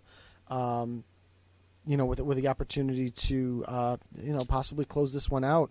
And now, for example, let me see here. I believe Ian is calling us again. So let me just get him back onto the call. 6 matches in the second division and 18 in the Bundesliga too. That's correct. So Ian, I believe we have you back.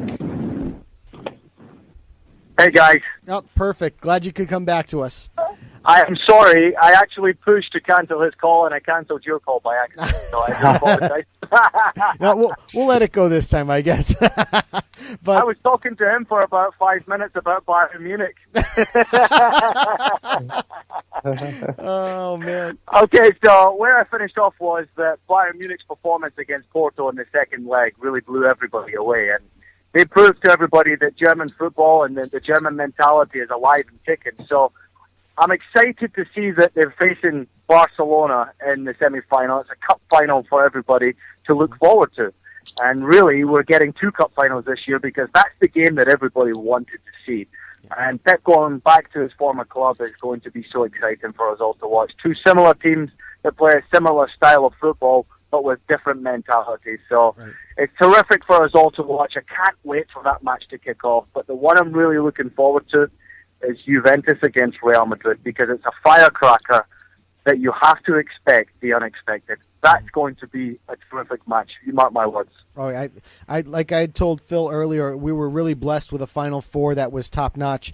I had said the only team you could even possibly replace would have been Juventus for Chelsea, and even then, I don't know that you're truly upgrading the quality of the 4 sides that went into this Final Four. So I think no, I have to say, I think that when you watch Juventus week in and week out, they play with an unbelievable style of football that is so entertaining, but they defend in a Mourinho fashion. They don't concede many goals. They're a team that's very difficult to beat, and they're a team that can score goals. They've got great players. So the mentality that Juve have is that they can go all the way. Realistically, they can go all the way and win this. And I actually think that they're the surprise package, as you just mentioned there, in the Final Four. But they are a team that can surprise everybody as to who goes through the final and who actually wins it. They're that good. Do you think Allegri's brought something to the table that Conte could not have brought to the table that has gotten them to this point? Tactically, yes. I think he's tactically a little better than what Conte is. He's obviously an unbelievable coach Conte. Passionate, very aggressive on the sidelines, and shows his passion on the sideline, which is difficult to replace, as we clearly seen. But I think that tactically he has made some small changes to the Juventus lineup that I never thought would be okay with the players that they had. They've at times gone to 4 at the back, they've switched it back to 3, gone with 5 men in midfield, playing with a big man up front in Llorente, or going with a small man in Tevez. I mean, they have Morata scoring goals. The players that they've brought into the football club have been excellent, and credit has to go to Allegri for getting them to this stage in the Champions League. But I think that the players learned from a lesson that they had a couple of years ago against Bayern Munich when they were outplayed, even in their own stadium. They've been wiser, they've been smarter, and they will be a better team this time around in the semi-final. And everybody's expecting Real Madrid to go through, so they go in as an underdog. Yeah. And that's a bad thing when you're talking about Juventus Football Club, because they could surprise everybody. Sure, surely. I'm going to send you over to Rob. I know Rob has a few questions, so Rob, go ahead and take it away. Yes, thank you. Hi, nice to have you on the show again. Hey, Rob. I was wondering, how's the city of New York been treating you ever since you've been covering matches for the Yes Network? It's been fantastic. I haven't really had the opportunity to spend too much time in New York in my life at all. And when the opportunity came on my doorstep, I could not turn it down. It was too big of an opportunity. The Yes Network has been outstanding to work with. Great people, very professional, first-class treatment. And I've been really honoured to be a part of that group. Working alongside Joe Tolleson has been a breath of fresh air. He's a terrific man, first and foremost. He has an unbelievable voice, and he's passionate about the game, and I think he's happy to be back in the booth and sitting next to me. So we work well together. The club has been first class. Obviously not the results that they've wanted so far on the field, but it's actually a football club that can have a lot of success in the near future. They are that good, and they really are a first-class organisation who want to do things in the utmost professional manner. And over a period of time, when Jason Christ gets his players back fit and healthy, gets a Frank Lampard in the summer, and possibly a surprise player as well, New York will be alive and kicking. They may not have too much success this year after a poor start, but they can still achieve the playoffs.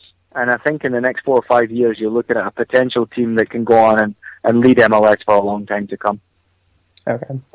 Sticking to Serie A now, obviously we have basically our winner in Juventus, but we have a quite a race for the second through fifth spots with Lazio, Roma, Napoli, and Sampdoria. Which of the Rome clubs do you believe are going to finish above each other, and why? I think Lazio will finish above Roma because they have a lot more confidence right now. I was surprised with their draw at the weekend against Chievo, even though Chievo are a tough team to beat. I thought that Lazio have gone about their business under Pioli in a terrific manner. They're playing great football. They signed some good players, and they're getting players healthy again, which is important. And they have a new talented player, which has blown everybody away. So they're on form right now, and it's tough to stop that when it comes to being so close to the end of the season. It's the right time to be on form. Roma have drawn far too many games.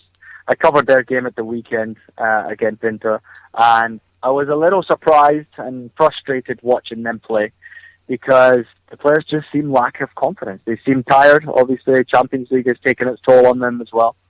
So the players look mentally exhausted and looking forward to a break. So confidence goes into it in a big way. I am going for Lazio to finish second. Okay. What's impressed you the most about these two players, Mauro Icardi and Paulo Dybala, and what do you believe is the future within those two players? Icardi scoring goals. He's a player who's cocky. He's confident in his own ability. He obviously has his issues off the field, so you never know when he's going to blow up or explode. But we've seen a more mature Icardi this season, and that's the one that everybody wants to see because it's one that scores goals consistently for a team that hasn't really played great football this season. He's continued to score goals. So to see him reach, I think it was 17th goal this weekend, is a great achievement for someone who's in the mid-table of Italian football. Dybala's exciting. He's young. He's got a terrific haircut. He's a great boy. He's exciting the world right now and blowing everybody away with the goals that he's scoring. And it's not just the goals that he's scoring, it's the way he scores the goals. So he's a talent who can go on to be super successful, and I'd like to see him play at one of the big clubs in Italy before he decides to make a jump to another team. I think he can be very successful at one of the top 3 or 4 in Italy. Do you see any of them leaving their respective clubs in the summer? Yes, I do. Obviously, Dybala has his ties with Juve. I think that would be the perfect answer, and I think he would be a terrific player to have on Juve's squad. I do not see Icardi leaving anytime soon. He reminds me very much of Christian Vieri with the way he scores his goals, and it's freakishly to see him scoring goals in Inter jersey. But that's a football club that's going in the right direction, even though this season hasn't proven to be the case. They're going to spend money. They're going to spend a lot of money. They have a very good coach, so I can't imagine that Inter would not try to build their new football club around a player who's scoring goals for them. It makes no sense for him to leave. Okay. And sticking to another topic, your former beloved club, St. Pauli, are currently in the relegation zone in second Bundesliga. Yeah. Do you see them getting out and staying alive, basically, at the end of the season? I do, because I never give up hope, but it's only my heart that's telling me that. My head tells me otherwise.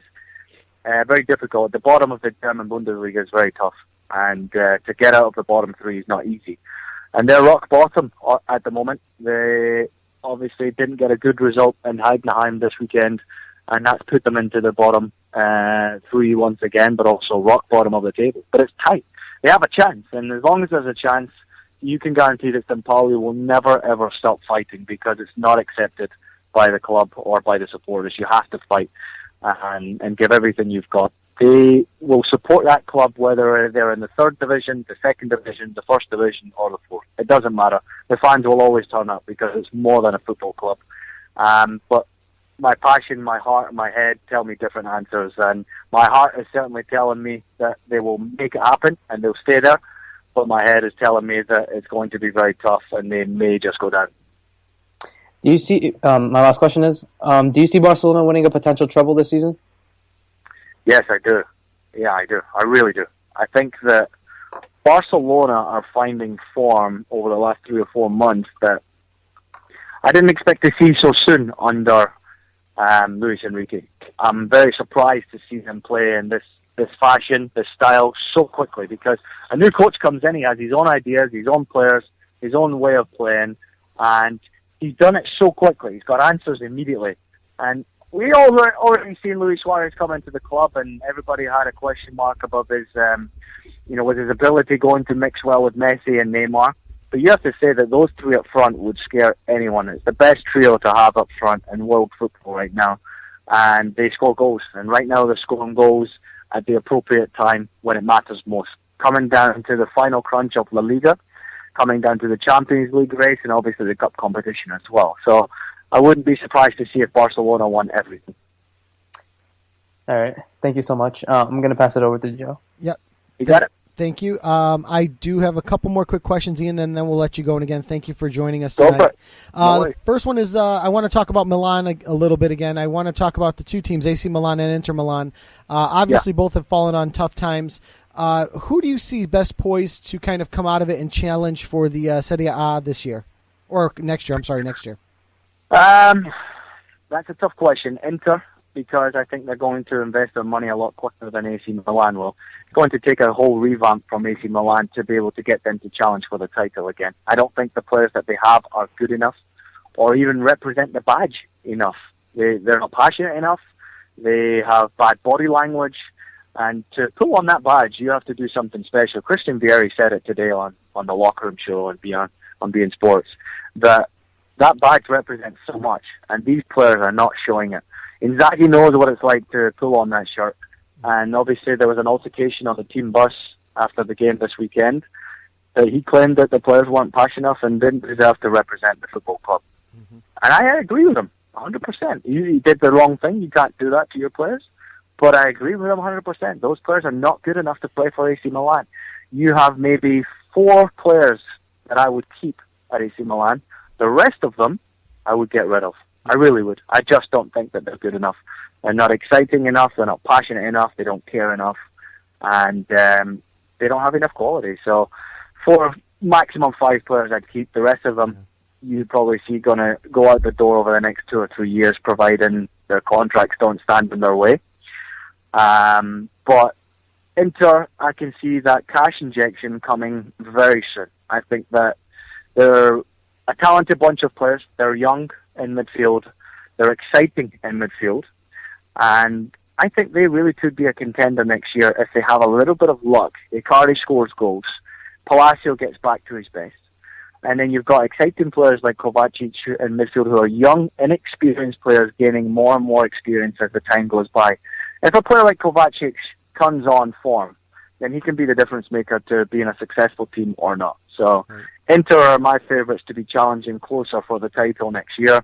Are they good enough, or will they be good enough? I don't think so. Juve are just too strong right now. Yeah, I thought this year's race was actually going to be much closer between Roma and Juve, and I'm totally shocked by how much further apart these two teams are. I do want to keep the focus, though, back on Milan in general. First, you had mentioned about the what had happened with Pippo Inzaghi over the weekend with the comments that he made. Does he survive this, or do you see, or who do you see as the next coach of AC Milan if they do decide to get rid of Inzaghi?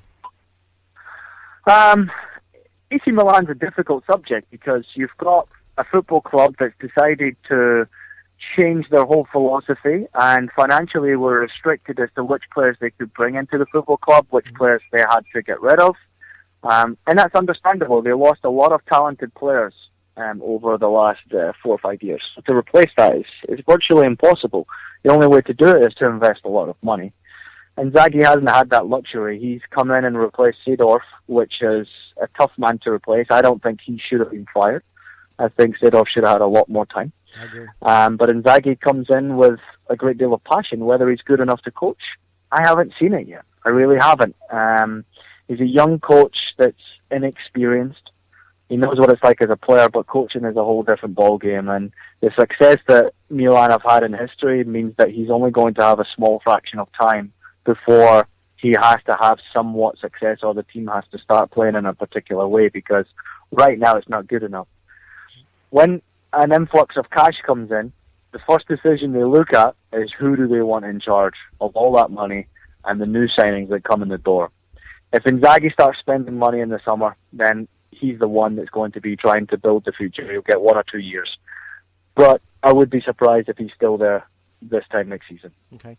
And then going back across the city to Inter Milan, one of the players that I think isn't talked about enough, but is certainly one of the keys to any success they have, is Samir Handanovic. Now, there's talk about him possibly moving on to another club in the summer transfer window.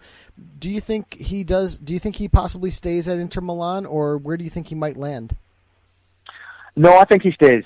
I think he's happy in Milan. Obviously had a lot of practice this season. He's been outstanding. A little bit unfortunate that he's found himself in mid-table. But if Inter can challenge next year, then he's chosen the right option. If you look at the top teams around the leagues right now, they're all covered with world-class goalkeepers, and it's very difficult to replace those guys. So Handanovic, even though he is a world-class goalkeeper himself, he's in the right place. The reason why he's world-class is because he's been at Inter and playing well, also for the national team. But I think that if you look at both Milan clubs right now, the two best players outside of the goal scorer and Jeremy Menez or Icardi is the two goalkeepers. They are the best players that those both clubs have. So those two players will be there for the next 3 or 4 years or the foreseeable future, as far as I'm concerned. I agree that certainly on the in front of the goal, they are, both teams are extremely solid. So yeah.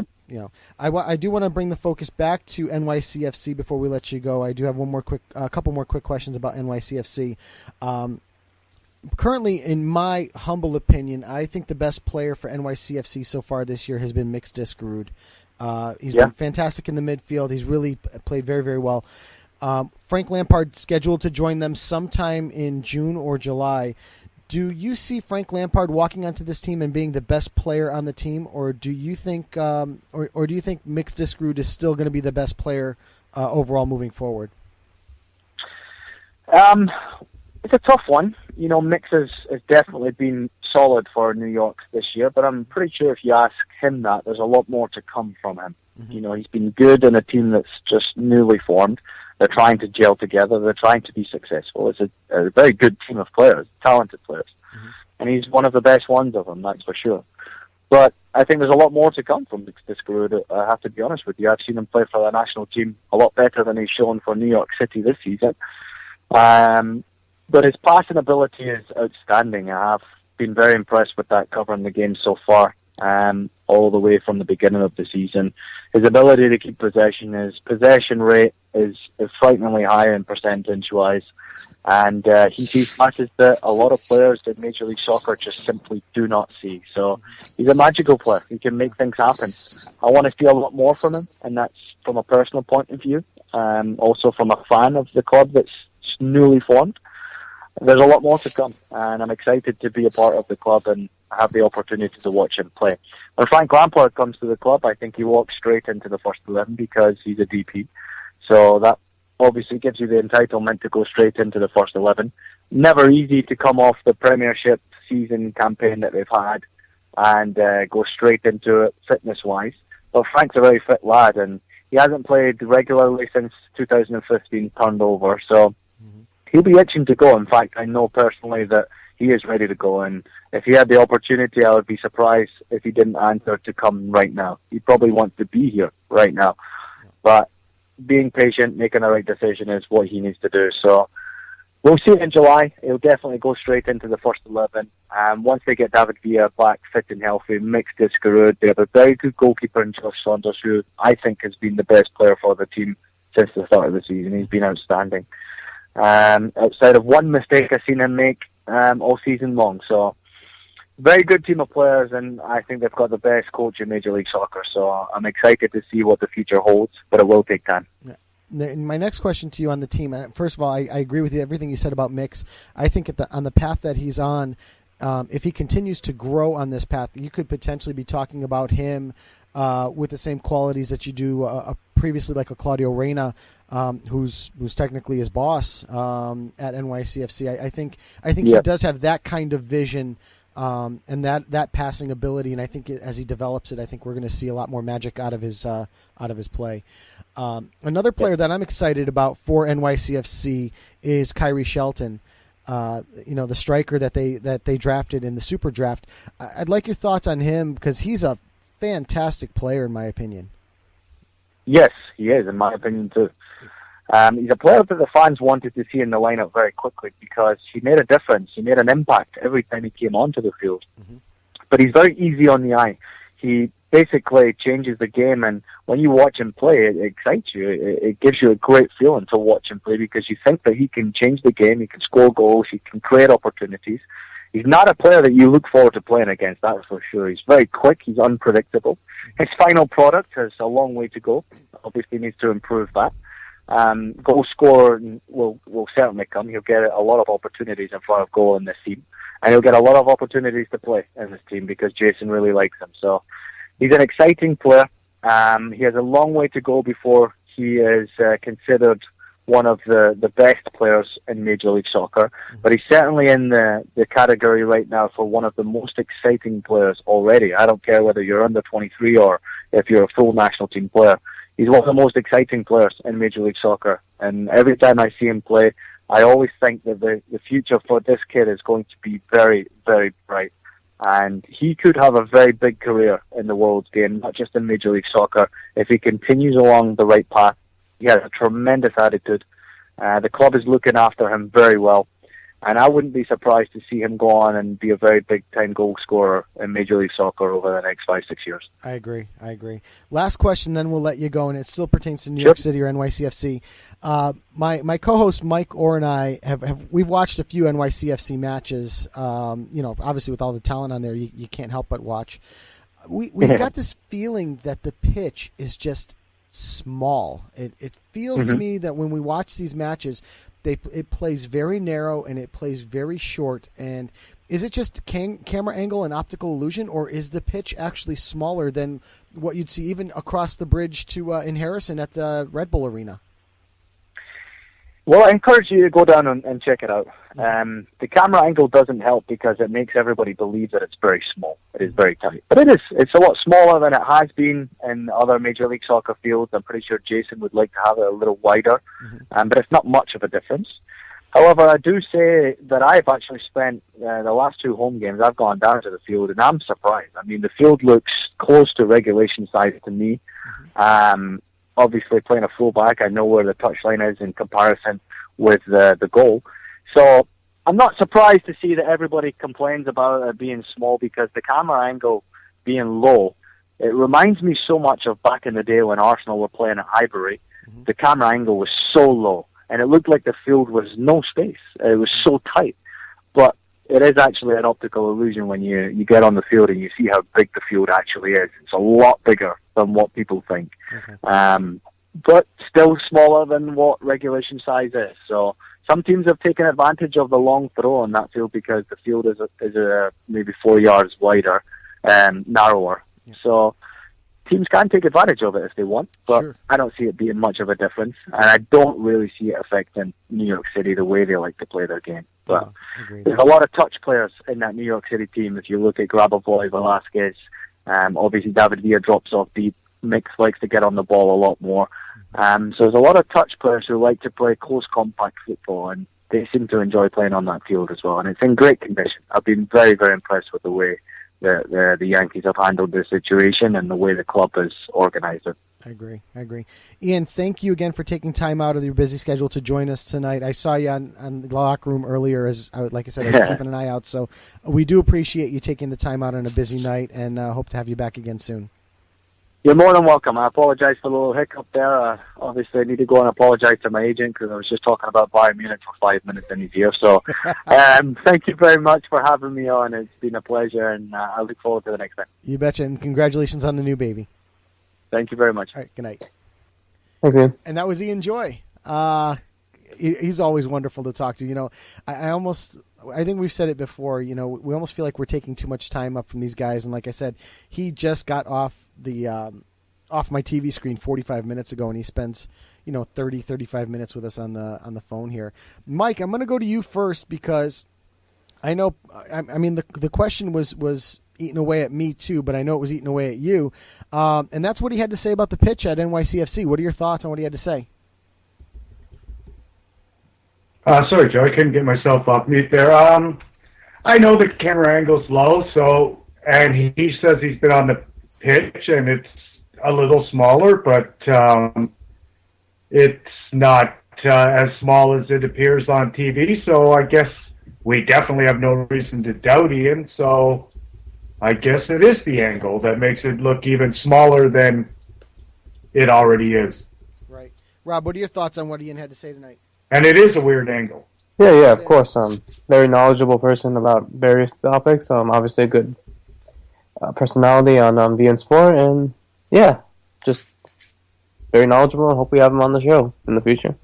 Yeah, and we could. Obviously, we could have asked him a million more things in addition to what we already did ask him about. But fantastic to have him. All ready for the next time we have a different guest on anyways, Joe. I know. I saw that. So the curling questions weren't going to work out, right? No. I'll tell you later, Rob. We'll discuss it later. But again, fantastic to have Ian on with us again. You know what? I know we've got about 20-25 minutes before Thomas Rongen joins us tonight. So I think we should probably start our process of getting through the leagues. If we can rapid fire the scores, or actually even let's just instead of doing all the scores, guys, tonight, why don't we do the match of the week that we had previewed, maybe the tables, and go from there. Rob, what do you think? Yeah, that sounds about right. Mike, what do you think? We'll cut out all the scores and just do tables and match of the week, maybe top scorers. Sure. All right, let's do it. So Rob, over to you for the La Liga match of the week last week, which was, I should tell you because you weren't here, Espanyol Barcelona. We had predicted, Rob, a 2-0 Barcelona victory in this one, and the score was 2-0. Goals from Neymar and Messi. And there we go. So it looks like we got that one right. Let's let's do the tables quickly in in the league, if you wouldn't mind. Yes, absolutely. Barcelona still top of the table with 81 points. In second, Real Madrid with 79. In third, Liga with 72. In fourth, Valencia with 68. In fifth, Sevilla with 66. In sixth, Villarreal with 53. Special mention to Eibar, 31 points, 16th place, 2 points from the relegation zone. It's trying to work their way, trying to stay within the relegation zone, that's for sure. So, excuse me, any of the top goal scorers? Top goal scorers remain at the moment still Cristiano Ronaldo with 39 goals, Leo Messi with 36, Griezmann with 22, Neymar with 19, Carlos Bacca with 17. Perfect. So let's and then obviously match of the week coming up later on in the show. So heading over to Ligue 1, our match of the week was Evian Bastia. We took Evian 1-0 in that one, and we did get that one wrong. Bastia with a 2-1 victory. Goals for Evian by Sunu in the 42nd minute. Bastia's goals came from Camano in the 57th minute and Camano again in the 87th minute. So the Camano brace sealing the deal on that one. Looking at the tables quickly in Ligue 1, we have Lyon and Paris Saint-Germain tied on 68 points at the top of the table, but Paris Saint-Germain have a game at hand that they still have to play against Metz somewhere along the way here. Monaco in third place on 62 points. Saint-Etienne in fourth on 60. Marseille just outside the European positions on 57 points. And Bordeaux 55 points. Montpellier in seventh on 52 points. Lille on 50 points in eighth. Rennes in ninth on 49 points. And Nantes in 10th place on 44. Propping up the bottom of the table. RC Lens on 26 points. Metz on 30, Evian on 37, and then just outside the relegation zone, 3 teams 1 point outside, including Reims, Lorient, and Caen. Toulouse on 39 points, Bastia on 40, Nice on 41, and Guingamp on 43 points, topping off the bottom 10. We've got a serious relegation battle there as the teams within the relegation zone, all the way up to 11th, are within 6 points of each other. Top goal scorers in Ligue 1 are Alexander Lacazette on 26 goals, Pierre-André Gignac on 18 goals, Ibrahimovic on 17, Beauvau from Guingamp on 14, Max Gradel on 12 goals, as well as Fakir from Lyon, Jordan Ayew from Lorient on 11 goals, with Yedder, Cavani, and Barrios all on 11 goals as well. Match of the week coming up a little later on. Rob, back to you for the Bundesliga. Yes, that's right. In the Bundesliga, our last week's feature match was Borussia Mönchengladbach against Wolfsburg, and the prediction was a 1-0 victory for Wolfsburg. The exact opposite happened as Borussia Mönchengladbach got a 1-0 victory over Wolfsburg, courtesy of goal from Max Kruse, I think it was. Kruse, yep, in the last minute. Max Kruse in the last minute. Assisted by Fabian Johnson. That is correct. Yep. As the table remains, Bayern Munich, with the loss of Wolfsburg, have confirmed their status as the champions of the Bundesliga, confirming, I guess, the first champions of our of the 5 major leagues that we cover, with 76 points. In second, Wolfsburg with 61, still battling for hopefully second place. Borussia Mönchengladbach in third with 57. In fourth, Bayer Leverkusen with 55. In fifth, Schalke with 42. In sixth, Augsburg with 42. Special mention Borussia Mönchengladbach, who are currently 3 points from a European spot, in 8th place with 39 points. It's certainly a big victory for them against Wolfsburg on a late goal there. So, Serie A, let's give it to you quickly there. Our match of the week was Napoli-Sampdoria. And we had Napoli with a 2-0 victory predicted in that one, and we ended up with a 4-2 Napoli victory over Sampdoria. So we had the right result, the wrong amount of goals over under. We had an own goal from Raul Albiol in the 12th minute, and then Napoli just poured it on. Gabbiadini in the 31st, Higuain in the 34th. Lorenzo Insigne in the 47th minute, and then Higuain on a penalty conversion in the 81st minute. Luis Muriel adding a little bit of consolation with a goal in the 89th minute on that one. So the Serie A table as we sit, Juventus just waiting to clinch their title. Losers of 2 of their last 3 have only lost 3 matches overall this season. 73 points. 14 points ahead of second place Lazio on 59 points. Roma on 58 points. Napoli on 56 points. Sampdoria in fifth place on 50 points. Just outside the European positions, Fiorentina on 49 points. Torino on 47. Genoa on 47.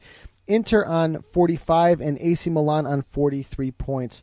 Propping up the bottom of the table, Parma, winners of three of their last 5 matches, on 16 points. Cesena on 23, Cagliari on 24, and then well outside the relegation zone, Atalanta on 31 points. Empoli on 35, Sassuolo on 36 points, Chievo on 37, Udinese on 38, Verona on 39 points, and topping off the bottom of the table would be Palermo on 41 points. It sounds like all those teams out of the relegation zone are safe this year. Capocannoniere race is Carlos Tevez currently leading the way on 18 goals. Mauro Icardi and Luca Toni in second place, both tied with 17 goals apiece. Jeremy Menez on 16 goals. Gonzalo Higuain on 15 goals. Quagliarella on 13. Paulo Dybala on 13 goals. Miroslav Klose, Antonio Di Natale, and Jose Callejon rounding out the top 10 with 11 goals each. And that will close out the Serie A coverage for us. Mike, we've bored you long enough. Let's take it over to the EPL and give us the match of the week and take us through the MLS, please. All right, the match of the week was Arsenal and Chelsea. Our predicted score was 1-1, and the score was 0-0. A fairly boring game. Arsenal had 11 shots with 1 on target. Chelsea had 7 shots with 3 on target. Possession was 57-43 in favor of Chelsea. And I guess that's about all to be said for that one. It was not a very good game. Agreed. As a viewer. As a Chelsea fan, I'm sure they're ecstatic. Yes. The table looks as such. Chelsea is still on top with 77 points, followed now by Manchester City in second with 67 points. Arsenal with the game in hand in third, also on 67 points. Manchester United in fourth on 65. Liverpool and Tottenham fifth and sixth, both on 58 points. Propping up the table is Burnley on 26 points. QPR with 27 points. Sunderland on 30 points. Just outside of the relegation zone is 17th place Leicester City with 31. Hull with 31 in 16th. And in 15th place is Aston Villa with 32 points. The top goal scorers in the Premier League, leading the way with 21 goals, is Manchester City's Sergio Aguero. Second is Harry Kane with 20. Third, Diego Costa, 19. The surprising Charlie Austin of QPR in fourth place with 17. And tied for fifth place are Olivier Giroud and Alexis Sanchez, both of Arsenal, with 14 goals. Over to the MLS, where our game of the week was Vancouver versus DC United, and our predicted score was 1-1, but the 10-man Whitecaps, who put in a very valiant effort, fell to DC United ultimately 2-1 on goals from Boswell and Rolfe for United, and Pedro Morales for Vancouver. There was 2 yellow cards for each team, Adekubi and Morales, and the game, 2 for DC, Kitchen and Fairfax, but the game really changed in the 42nd minute with the dismissal of Mateus Laba, probably the best defensive midfielder in the MLS, and Vancouver wasn't able to hold them off from that point. The standings in the... You guys seen the game, right? Which one? Vancouver and DC. I did get to see part of that. You sent me the link to see that one. So. Right. So Vancouver did play pretty good. They just couldn't overcome the red card to Laba, in my opinion. Mm-hmm. The Eastern Conference looks like this. The New England Revolution are at the top of the heap with 14 points, tied with DC United with 14 points. The Red Bulls drop back to third now with 12 points. Columbus in fourth with 11. Chicago Fire in fifth with 9. Orlando in sixth with 8. Toronto FC, with their first win in 4 games, move up to 7th place with 6 points. The New York City FC also on 6 points. Philadelphia Union on 6 points. And at the bottom of the heap in the Eastern Conference is the CONCACAF Champions League finalists, Montreal Impact, on 2 points, but they've only played 4 games, to be fair. The Western Conference still sees the Vancouver Whitecaps, despite their loss, on the top with 16 points, followed by FC Dallas with 14, Seattle with 13, Galaxy in 4th with 12, 2 teams tied on 10 points, Houston and Seattle in 5th and 6th, 2 more teams tied on 9 points, San Jose and Portland in 7 and 8. Real Salt Lake also with 9 points in 9th place, and at the bottom of the heap in the Western Conference, but with a surprising to me 7 points in 7 games, is the Colorado Rapids. I will not give the top goal scorers. I'll give the team of the week that was a little different than the MLS team of the week. It has Joe Bendick as the goaltender of the week in their 2-0 shutout. Tierney on the right, Pogitz in the center with Boswell from DC United and Jean Van Watson from FC Dallas. Phil Hauber, Codwell, and Davis in the midfield. And up top, Juan Agadello, Jose Altidore, and Finley from the Columbus Crew. And that's it from the MLS show. I'm going to add the top goal scorers in anyway. Do you mind? So Kei Kamara leading the way right now with 5 goals, with Rivero from Vancouver. 5 goals as well. Blas Perez in 3rd place with 4 goals, as well as Barnes, Altidore, Obafemi Martins, and Clint Dempsey. Miram, Namath, and Lloyd Sam rounding out the top 10 with 3 goals each. I guess it's a little early for the goal scoring. And even last night, that's why I didn't do it.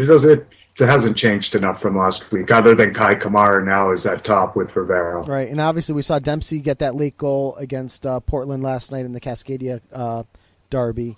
And we saw, we talked about Lloyd Sam yesterday on the Two Daft Yanks podcast about how he's been one of the best players for New York Red Bull. We like to talk about Bradley Wright Phillips, but really Lloyd Sam has really been, carrying the load as well for that team. So, it's been fantastic. So, Rob, I'm going to go back to you now as we've hit up our leagues that we normally like to cover. We do have some. Europa and Champions League coverage. We can talk about the matchups between those teams.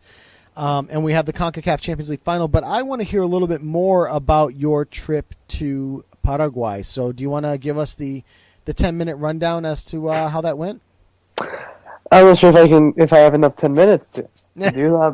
But try to give us the cliff notes. I know, because there were some great pictures and some great tweets that you had while you were down there, so go for it, man. Yeah, absolutely. I've been privileged enough to be on 2 radio stations, go to 4 stadiums, visit family, meet some wonderful people, part of the Olympia and Cedro journalism program, and of various radio stations as well, TV stations too. So, no, it was a great time. I really surprised and really proud of how everything went directly to plan, how everything was fine. I was privileged enough to meet one of the best goalkeepers of all time the day I left for Paraguay, ironically enough. And I don't know, Joe, you told me about this previously. What do you think of the size of the guy? Well, I always knew Chilavert was tall, but like I said, the years haven't been kind to him because he's almost as wide as he is tall now. He's put a lot of weight on, unfortunately. But you know how goaltenders are. Even though they might have put a little weight on, they always look like they can still do it, and they can still get it done. I certainly wouldn't want to take a penalty kick against him, but definitely. I was just As Mike, I was speaking to Mike Agavino a couple of days ago when I showed him the picture and the autograph of Chile I got in his book. Saying that, no, he was a force of nature and widely regarded as one of the best goalkeepers of all time, if not the best goalkeeper of the 90s. Right. No doubt about it. And then, he wasn't the only legend you met while you were in Paraguay. Yeah, absolutely. Roberto Cavanius as well, the great Cosmos legend as well, was someone that I've met. That the best part about the Roberto Cavanius one was, you had sent me the link to the interview that you did on Paraguayan radio there, and it was Cabañas. I obviously didn't recognize the voice, but Cabañas was talking about his time in New York, and he was trying to speak to you in English as opposed to using Spanish. My first response back to you was, "Who is that?" And who is that you're talking about that played in New York? And you go, Roberto Cabañas, and I'm like, "Are you serious?" and your response to me was, "You know who he is?" And I'm like, well, "Yeah, of course I know who he is. I watched the Cosmos as a kid. Are you kidding me? It was amazing." I'm like, "You really talking to Roberto Cabañas? This is a guy that played with Pele, played with Beckenbauer, played with Giorgio Chinaglia. He played with all of those greats that came over in the late 70s and early 80s to play for the New York Cosmo. This guy he scored possibly one of the greatest goals in New York Cosmo history with that scorpion kick. And do I know who he is? Of course I know who he is. I was just wondering, because I don't really know a lot of people regarding him as a legend at the New York Cosmos, but I guess I did some homework, and yeah, he is regarded as a legend with those players you mentioned. Confirmed. Yeah. So, but still, amazing that you'd get to meet two players of that stature. I mean, you were only there a week. Yeah. There's a fun fact I actually wanted to mention about Roberto Cabañas. Mm-hmm. My dad used to own a club, a Sunday league club that used to play in New York. Mm-hmm. Back in the early 2000s, and he was the owner, and he was actually the person that brought Cabañas to play for that club and paid him during the time. Wow. So basically, my dad paid Roberto Cabañas to play Sunday League. Oh my God. If any of us could ever be that good. Most of us pay to play on Sunday leagues, you know that. Yeah. So, I think that the real magic would be if you could ever get him to come on the show. That would be absolutely. It would be a miracle. I have contacts that work for the radio station that he works in, and it would be great to have him on in the future. And I thought your interviews were fantastic. We had the one clip. Actually, we had the clip with Cabañas, but it was something that the audio quality just didn't come out well. So we didn't bother to play it, but it was certainly fantastic to hear. Yeah, absolutely. It's a lot of fun. I mean, anything else you want to tell us about the games that you went to? Yeah, of course. I went to. I've been privileged enough to go to 4 games. I went to Cerro Porteño versus Deportivo Santander with a 2-0 victory to Cerro. Great game by Sergio Diaz, and I'll get a little bit more into him in a bit, but that was one game. Mm-hmm. Second game, Olimpia versus Nacional. I guess you could say the only Paraguayan finalists in the Copa Libertadores facing off each other at the Olympia Stadium. 1-0 victory for Olimpia there. The third game, I went to the Defensores del Chaco, the national stadium of Paraguay, and saw Cerro Porteño in a 2-1 victory against Sportivo Luqueño. Another great game for Sergio Diaz, providing an assist to one of the goals. And we've been talking about Sergio Diaz a bunch of times, but now I saw him twice in person, and I gotta say, yes, I can confirm he is a jewel, as Hotita said before. He is a great player. He reminds me of a young Riquelme in a way. Really? Obviously, he's not an attacking midfielder, but he's a forward. Yep. But he definitely has the creativity, that pace, and I guess the ambition to score. And that's something that is missing in Paraguay at the moment. And we're just lucky enough that if he can come to the national team early enough, we obviously know he's still 17, so he's got quite a career ahead of him, but he's already attracting interest from these big clubs in Europe. So God knows what the future will be for him. No, we've always said he was a fantastic player. We've kind of known it, and it's going to be great to see him when he gets up there. I think he's going to be the next jewel, certainly for Paraguayan football. Not just Paraguayan football, but definitely one of the rising talents in all of South America in general. Oh yeah, absolutely. And I think the question remains: does he stay there, or does he go over to Europe and play? Depends on maturity. Depends on I guess how he'll fit in, and if he's happy at Cerro Porteño and he wants to win and play Copa Libertadores, I think he wants to do that first, and then from there he goes to Europe. Sure. But he has to be 18 first to travel abroad. To be able to jump. Yep.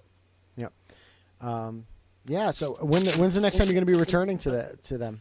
Hopefully December. Hopefully December for Christmas. But by then the leagues will be over, so won't be much to do over there in regards to watching games. Right. So, Mike, anything else that you wanted to add? Any questions about Rob's trip? Or I think we lost Mike. Man, we might have lost Mike. No, we haven't. I think he's probably on mute. I can't get. I got a real bad delay here. Every time I try to go off mute, it takes like seconds. No, it sounds like a really good trip. Yeah, it was. Do you want me to mention the Libertadores quickly? Yeah, definitely. Let's get into the Libertadores quickly as we're waiting for. I have messaged Thomas Rongen to that we were ready for him whenever he was able to join us. So he should be joining us momentarily. So yeah, let's get into the. Let's definitely get into the Libertadores because we're down to 16. Yes, we are. We have our 16 teams, and surprisingly, the defending champion isn't one of them. I know. Also, the other thing that when I was looking at the list of teams, heavy Brazil presence. No. That's correct. I think this is the first time in maybe 4 or 5 years that all Brazilian representatives have made the round of 16. It's amazing. And we have a couple of Brazilian matchups there. Yes, we do. Moving through, I just wanted to. I'm actually looking for. Yeah, I'll mention it in there. Yeah, go ahead. For the round of 16, we have our first game, April 28th. Is Universitario de Bolivia versus Tigres of Mexico in the first leg. On May 5th, we have Estudiantes de La Plata of Argentina versus Santa Fe of Colombia. On May 6th, we have Atlético Mineiro versus Internacional of Porto Alegre, an all-Brazilian match. Also an all-Brazilian match, we have Sao Paulo playing Cruzeiro. And also we have Corinthians playing on the only Paraguayan representative in the round of 16 in Guarani. On May 7th, we have Montevideo Wanderers, the only Uruguayan representative, taking on Racing Club. Emelec, the only Ecuadorian representative, playing Atlético Nacional. And obviously the big match of the entire round of 16, Super Clásico, River Plate versus Boca Juniors on May 7th. First game at the Monumental. Looking at the seedings, Rob, real quick. I mean, obviously Boca Juniors listed as the number 1 seed. And then we have the number 2 seed is Tigres, listed as far as the listings go here. Internacional 3rd, and then Corinthians was 4th. Corinthians was really playing well. I think at one point they were undefeated in this competition. How do they fall all the way to the 4th spot? Obviously Boca ripped through their particular group, but I was kind of surprised to see Corinthians 4th there. And unfortunately, as we're supporters of Paraguayan football here, have to face Guarani at that point, which absolutely. Really stinks, but this happened last season with the Nacional. They went 16 seed and had to play the first seed, Belisarfield, winning the tie. But I think a different scenario is this Corinthians side is really unstoppable, especially up front with Paulo Guerrero, and it's going to be really difficult for this Guarani side to break down this Corinthians side. But yeah, all interesting matches, especially the all Brazilians and obviously the Super Clásico. Yeah, and the difference between Corinthians finishing in that spot or lower is a draw against San Lorenzo in the group stages that moved them into that spot, or else it was 4 wins, 1 draw. They had 4 wins, 1 draw, 1 loss. If they lose that match to San Lorenzo, then they are tied with Sao Paulo for position, although Corinthians did beat Sao Paulo in this particular competition. So, it's gonna be interesting to see. I'm sorry. Actually, I'm sorry. I'm looking at the grid. It looks like San Lorenzo beat Corinthians. They did. Yes, they did. On the road, it looks like as well. On the road, that's correct. But they beat Sorry, I think they. Yeah, they lost and a draw. They beat Sao Paulo and they drew Corinthians in Sao Paulo. Oh yes, they did. Okay. They beat Sao Paulo in Argentina, and yes, they did. I'm reading it now. They did beat Sao Paulo in in Argentina, and then they lost to Corinthians at. But yeah, like I said, the San Lorenzo side it was really the same as the one that won it 6 months ago. So it was really surprising to see them getting out. But it was a tough group either way with Corinthians and Sao Paulo. So only 2 Brazilians were. It was either going to be all Brazilians or 1 Brazilian and 1 Argentine club getting out of the group stage, and the favorites are the Brazilians, and I guess divine intervention didn't happen this time. No, not this time. Not against the Brazilians. Nope. Well, they've got a big statue of Jesus in Real Madrid. Oh my goodness, Rio de Janeiro. Yeah, so, definitely. Yeah. Well, that's the thing as well. There are no Rio de Janeiro clubs in the round of 16 of the Copa Libertadores. No, just one from Belo Horizonte, 2 from Belo Horizonte, right, and 2 from Sao Paulo and 1 from Porto Alegre. So it's definitely going to be definitely interesting. And I guess going back, how surprised are you? How excited are you for the Super Classico one? I think that's fantastic that they got that kind of a matchup at that in this stage of the tournament. And obviously River Plate being the Sudamericano winners.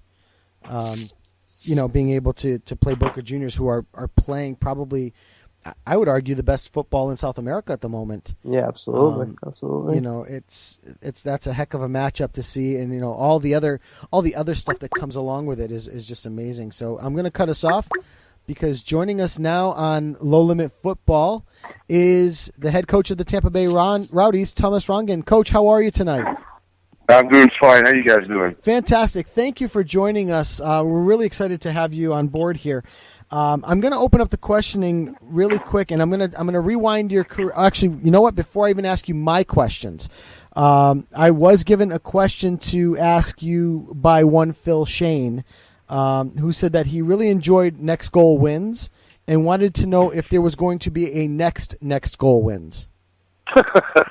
There might be actually a real movie about Next Goal Wins, and this time with actors. That's being in the works right now. I think the movie's been so well received, not only here but in Europe and Far East, that there's a talk about another movie. I did talk to our president, this Farouk Qureshi, a good friend, and also the one that hired me both in '96 for the Mutiny and now for the Tampa Bay Rowdies. But it's very supportive. I have to miss a game, unfortunately, and my priority is with the Rowdies. There's no doubt in my mind. But I have a very capable staff that probably can do without me one game. So if it could happen, I would go back and put them again through a qualifying phase. This time it will be in Tonga and in Samoa as the last time with similar teams like Cook Islands and us and Samoa. And probably with a better chance even to advance, because I continue to do some research and work with the Federation of American Samoa, and then we found some on, but more so off-island players with passports that can help this team. So that will be something that I would love to do. But as I said again, if it doesn't happen, I would totally understand if our ownership group would want the priority to be on the Rowdies, which it is 100%. Of course.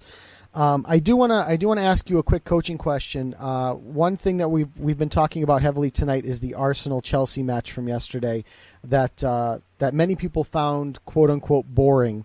And I've asked Phil Schoen's opinion as a broadcaster. How do you spice up a boring match? We asked Ian Joy a little earlier about preparing to go into a match knowing that you're going to essentially park a bus and play your best defensive match that you possibly can. As a coach, how do you prepare a team to go out onto the pitch knowing that they only need to secure 1 point, but they need to secure 1 point? I think for Mourinho, it's an easy one. I mean, most teams that he's coached, or not most, all teams that he's coached, always have the philosophy of good defenses win championships, and everywhere he's been able to, which I think is very good coaching, and that's why he's one of the best. He's been able to have his team buy into the fact that if you have to defend at long stretches and absorb pressure and find a goal somewhere. I mean, 2 weeks ago was in the 90th minute. It doesn't really matter because winning at that level is just what's critical and what's important and wins championships. So for his teams to always excel and do well in most competitions, I think it becomes very easy because the teams have adopted that philosophy from day one. If you look at Chelsea, rarely are they a total football team, play dominant football, it means half the opponent. They're very happy, actually, just like the old Italian teams playing Catenaccio. The old Italian teams were better when the opponents had the ball. Yes. Because they knew in defensive transition, and eventually becomes offensive transition, that they would have spaces they could take care of and could really exploit. And that's what he's done. He's always got, out of his 4-2-3-1, he's got great speed up front, be it Drogba, be it Hazard, be it players like that, that in attacking transition, after they've played low pressure and observe pressure and get teams to throw numbers forward and get unbalanced because they get a lot of numbers in front of the ball, we call that. As soon as the ball turns over, they can be very deadly. And that's his MO. And you know what? You can say, and I will, because I don't like it, because I'm steeped in the Dutch philosophy and the Ajax philosophy and the Rinus Michels and Johan Cruyff philosophy, that I would want to play good technical attacking football, right. Which sometimes, and you look at the Dutch 3 World Cup finals but haven't won one, that's the reason why. We rather play beautiful football and lose than play ugly football and win, and Mourinho's the other way. Yeah. Winning, that's all that counts, baby. And you know what? Full credit to him. Yeah, it's and I admire the Dutch that they play such a beautiful brand of football. It's almost Brazilian-esque at times, although I don't think we saw it quite this year or in this World Cup so much. But in years past, just that beautiful flowing football that you've come to see out of a couple of other countries like that. So I do agree with that statement 100%, that it's that attacking, but it's a controlled attacking style of football. I also agree with the fact that what Mourinho did was almost, we just rewind back to the Champions League a little bit. It's what Allegri did with Juventus against Borussia Dortmund, correct. where they just absorb, and then counter, and obviously proved to be deadly with the attacking pieces that Allegri had to his disposal. Right. And disposal. The hard part is having your technical, creative attacking players buy into that, because even the Hazards of the world need to defend at long stretches, and that's something against their nature, but you know what, they buy into it. Their willingness to do that for the team is important. They play out of a 4-5-1. Their lines are very tight and good. They're hard to penetrate. And as I said again, they also know that when it turns over, that with a lot of space behind the back four now, that they can exploit you. But that's men management, and Mourinho is probably one of the best in the world. Okay, I do have a couple more questions, but I'm going to send you over to my co-host Rob Rojas, who I know has a couple questions waiting for you. So Rob, go ahead and take it away. Yes, hi, Coach. Obviously, we have the United States national team qualifying for the U20 World Cup in New Zealand. How impressed have you been so far when they qualified? I've been to 3 under-20 World Cups. I've coached 4 groups through qualifying. Tap was actually my assistant in the last one in Guatemala, and I recommended him to Sunil Gulati and the brass of U.S. Soccer, that he's somebody that could step forward and could be a great coach and a great example, because Tap is, in the top 3-5 players that this country's ever produced. So I'm real happy that they did qualify. Qualifying in CONCACAF with the U17s that needed PKs against Jamaica to get through and didn't make it 2 years ago is never an easy task, especially on the road. Tough fields, tough opponents.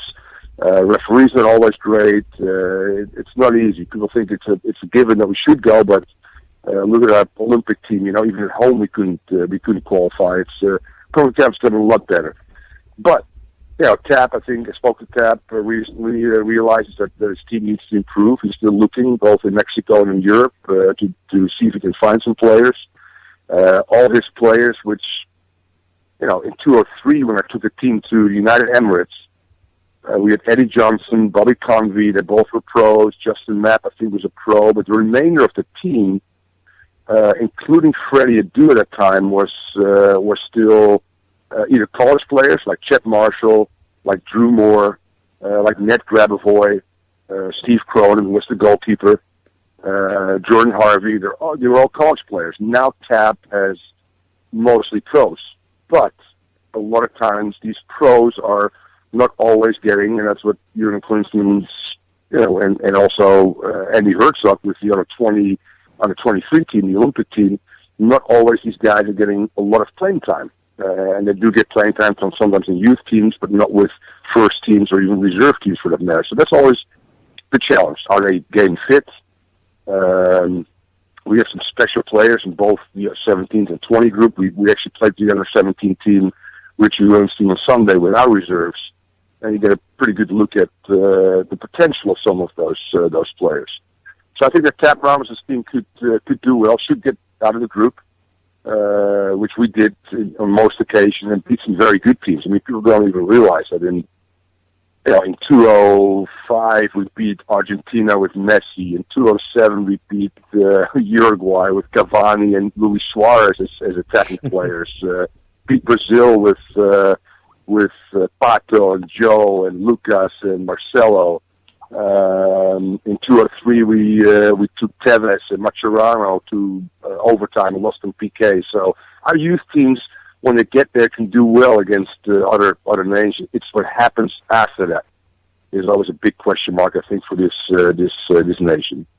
Okay, I was just wondering about your opinions about the recently acquired goalkeeper from the Montreal Impact in Christian Nisch from Indy 11 and an ASL. Yeah, listen. I mean, we've seen some players from the NASL go to MLS, which is great to see because it shows that this league is a quality league. This league's proven, including Tampa. I wasn't here last year, but beat Seattle in the Open Cup. Obviously, when the goalkeeper went down, Frank Lopez had to make a decision, and he chose to go with somebody of a lower, quote unquote, lower league, as his potential starter in a big game, obviously on Wednesday against Club America. So that speaks volumes about the NASL. It speaks volumes about the kind of research teams do now. They are very aware of players, not just in college, but in USL and NASL as well. So I think it's a feather in the cap, of the NASL to be able to get a player to that level and then hopefully perform against the Club America on Wednesday. What do you think needs to be done in terms of United States soccer youth development in order to, I guess, challenge for a World Cup?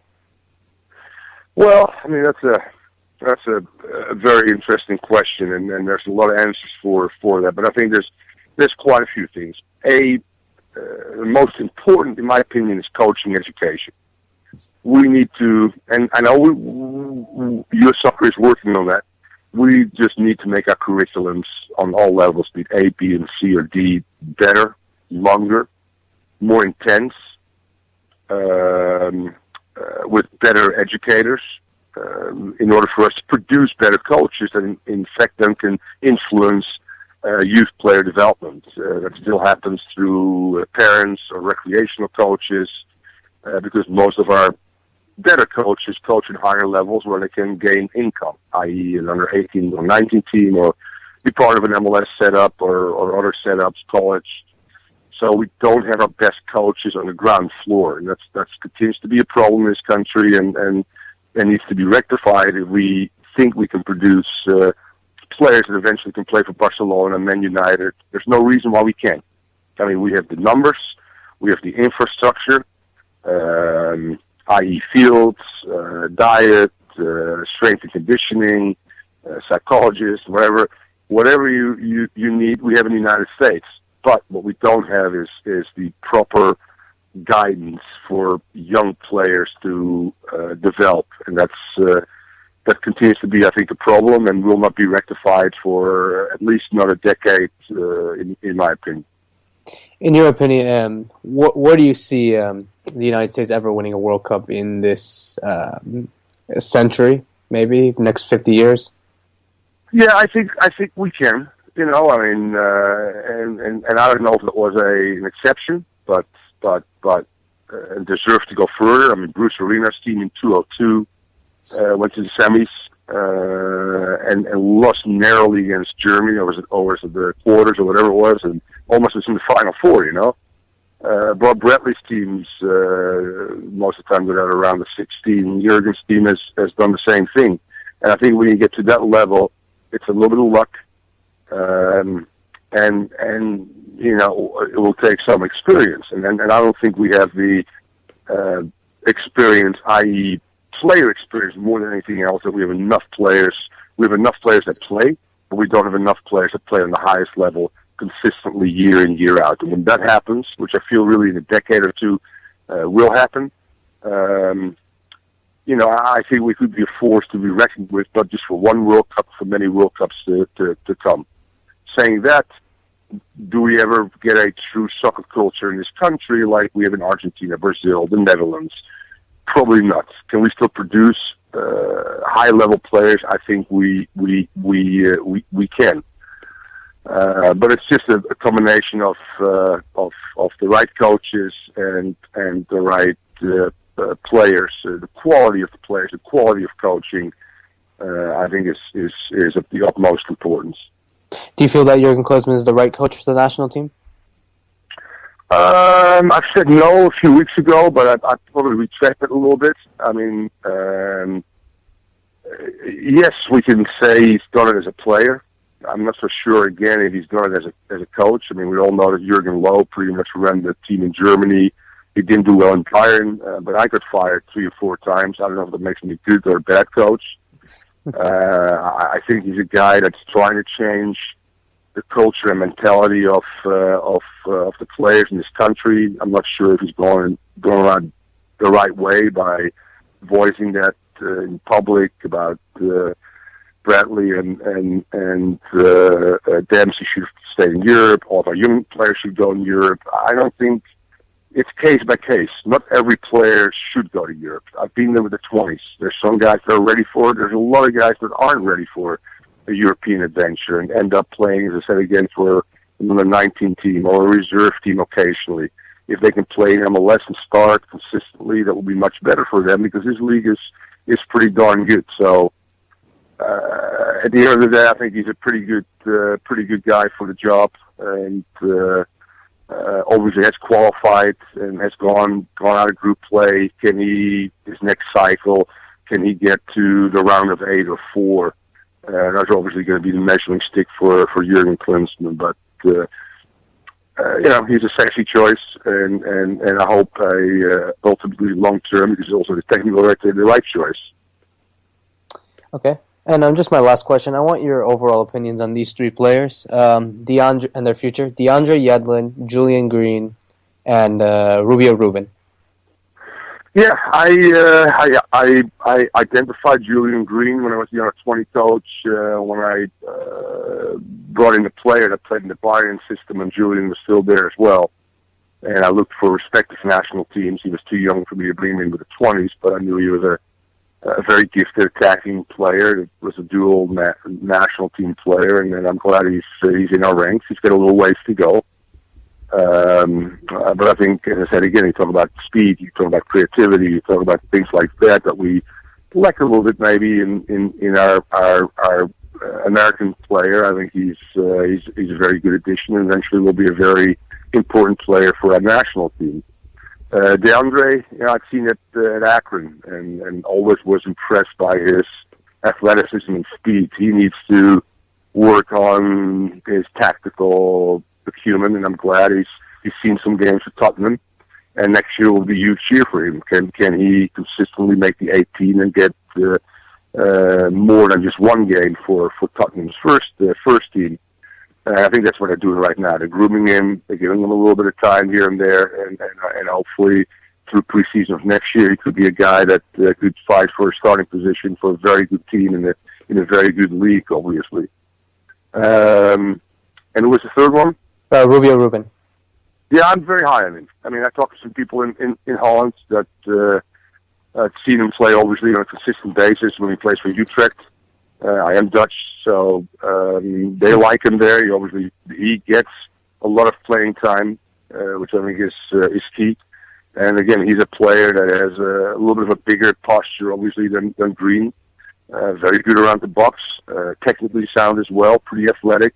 I think he's got all the tools to be actually a I wouldn't say world class, but because that's a tough one to put a label on a kid like that, but a pretty big time striker, I think, not only here but internationally.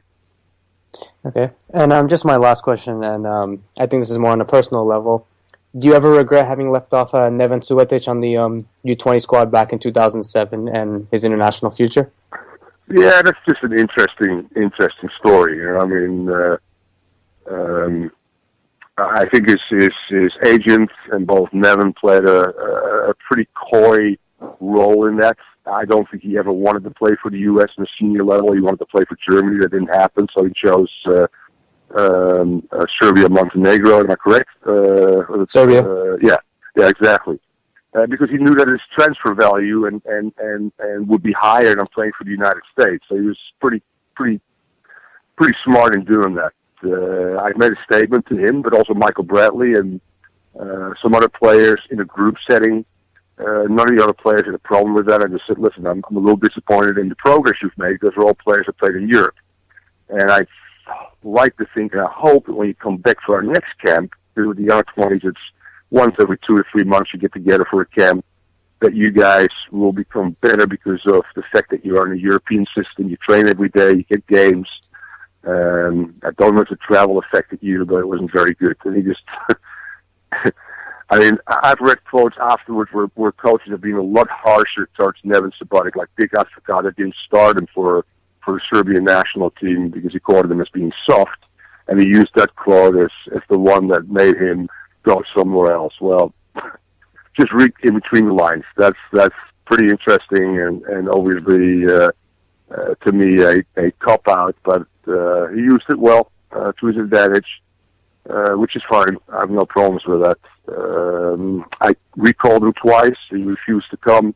I recalled him for the World Cup. He claimed an injury, so it wasn't that I didn't value him. He wanted to go somewhere else, and that was the bottom line.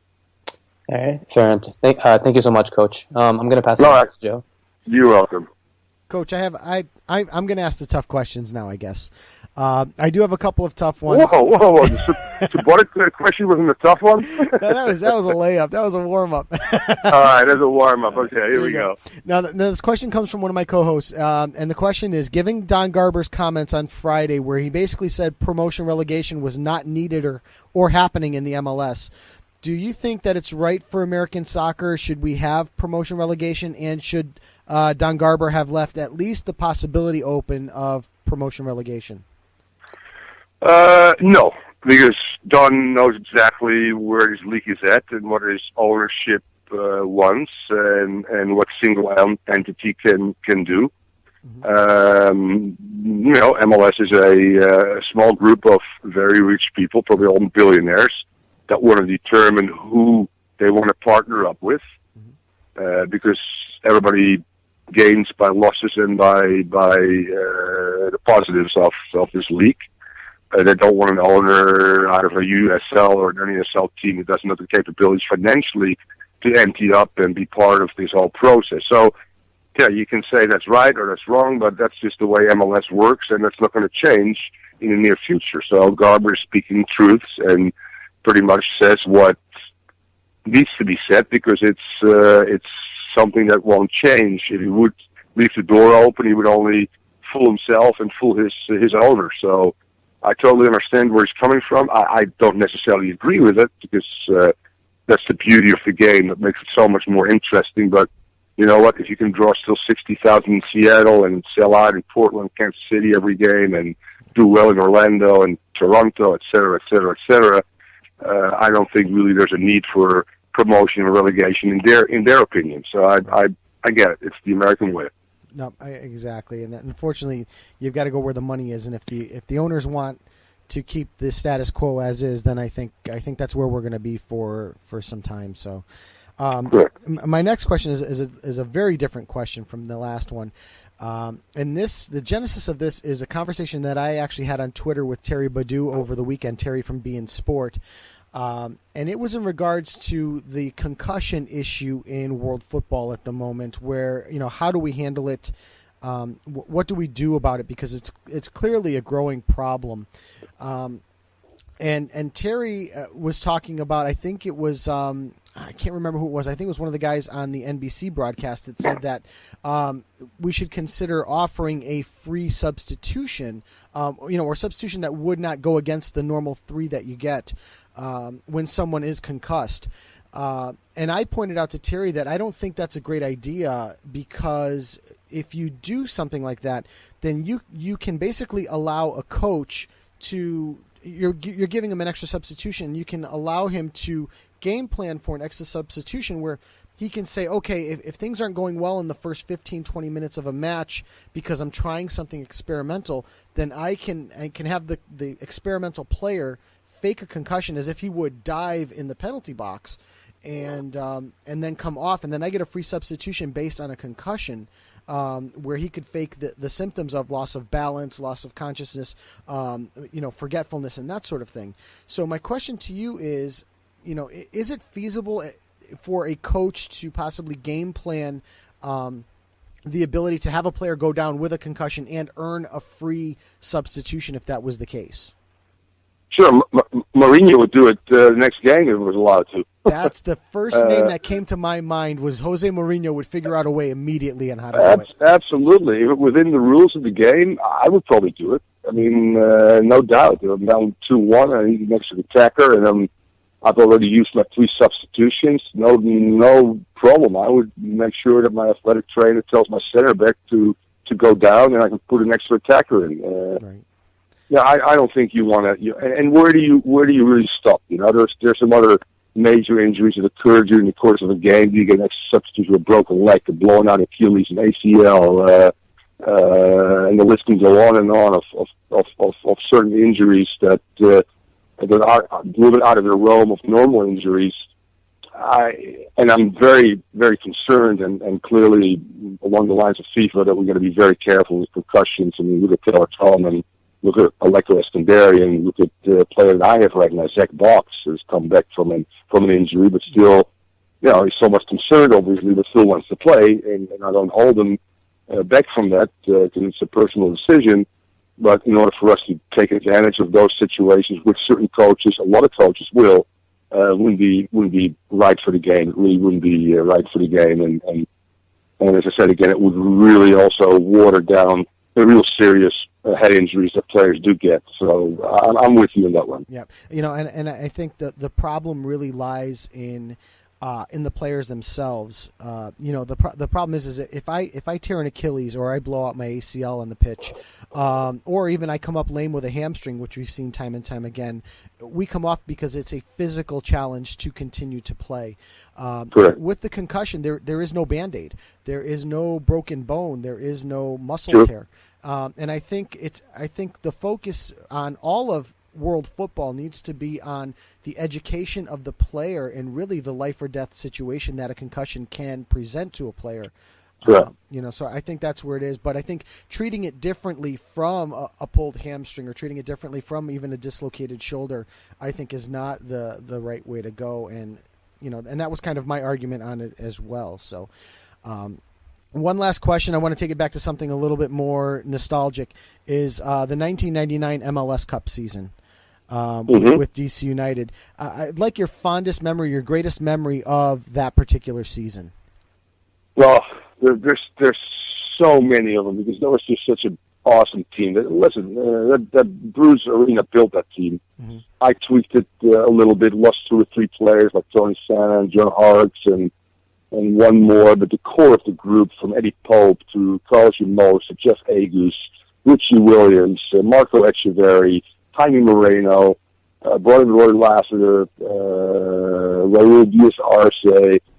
I mean, it was still a very good group. And the one thing that stands out is this group and that was a great thing for me. They'd lost the year before against Chicago, and they were so driven to get back to the finals and win it. And maybe my most memorable moment.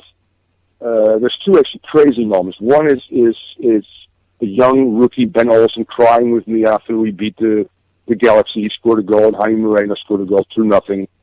And then 2 days later, Kevin Payne telling me and saying, "Hey, we're $500,000 over. We got to let go of 5 players." And I flew to Carlos Ramosa's house because all the guys were gone. It was the off season. I flew to Richie Williams' house. I flew to Jeff Agus' house all over the country. Roy Lassiter. And the fifth one, I can't remember who was the fifth one. And I had to tell him that we were going to trade you guys. And that was, you're talking about elation and totally being gutted. That season right there. But Kevin Payne was great. So many memorable moments, small little things with Jaime Moreno and Marco always hiding my briefcase. I couldn't find my cigarettes. I had to say, but I'm a smoker. And early after training, after a road trip, to the mere fact how Bruce had created such a great culture with Kevin within this club from day one with our own practice facility and not just a crazy name and a crazy logo that Nike wanted, but DC United, Kevin Payne felt strong about a brand, a real team, a real club. Those things I would look at that and I try to implement some of those things where I'm at right now, the clubs I coached thereafter, and then doing it right and making sure that ownership group and presidents understand that what is necessary to win and how you build a club and how you go about doing your business. That was just, it was pretty awesome.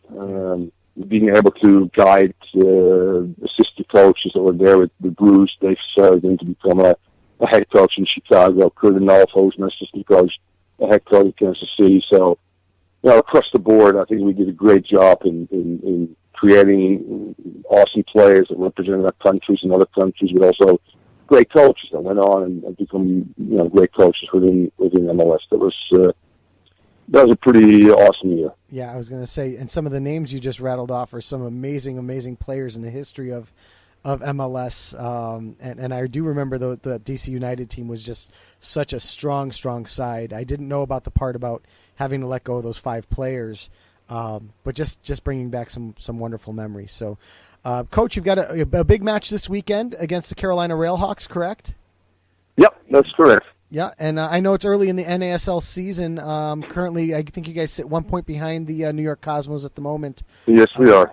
So, but it's still very, very young in the season, and certainly plenty of time to make up 1 point, to say the least. So, we want to thank you for joining us tonight. It was a pleasure and an honor to speak to you, and we'd love to have you back sometime soon. And best of luck with the season this year. Thank you very much. Thanks a lot. Bye-bye. All right. And that was Thomas Rongen, coaching great. Wow, again, another fantastic soccer mind, to say the least.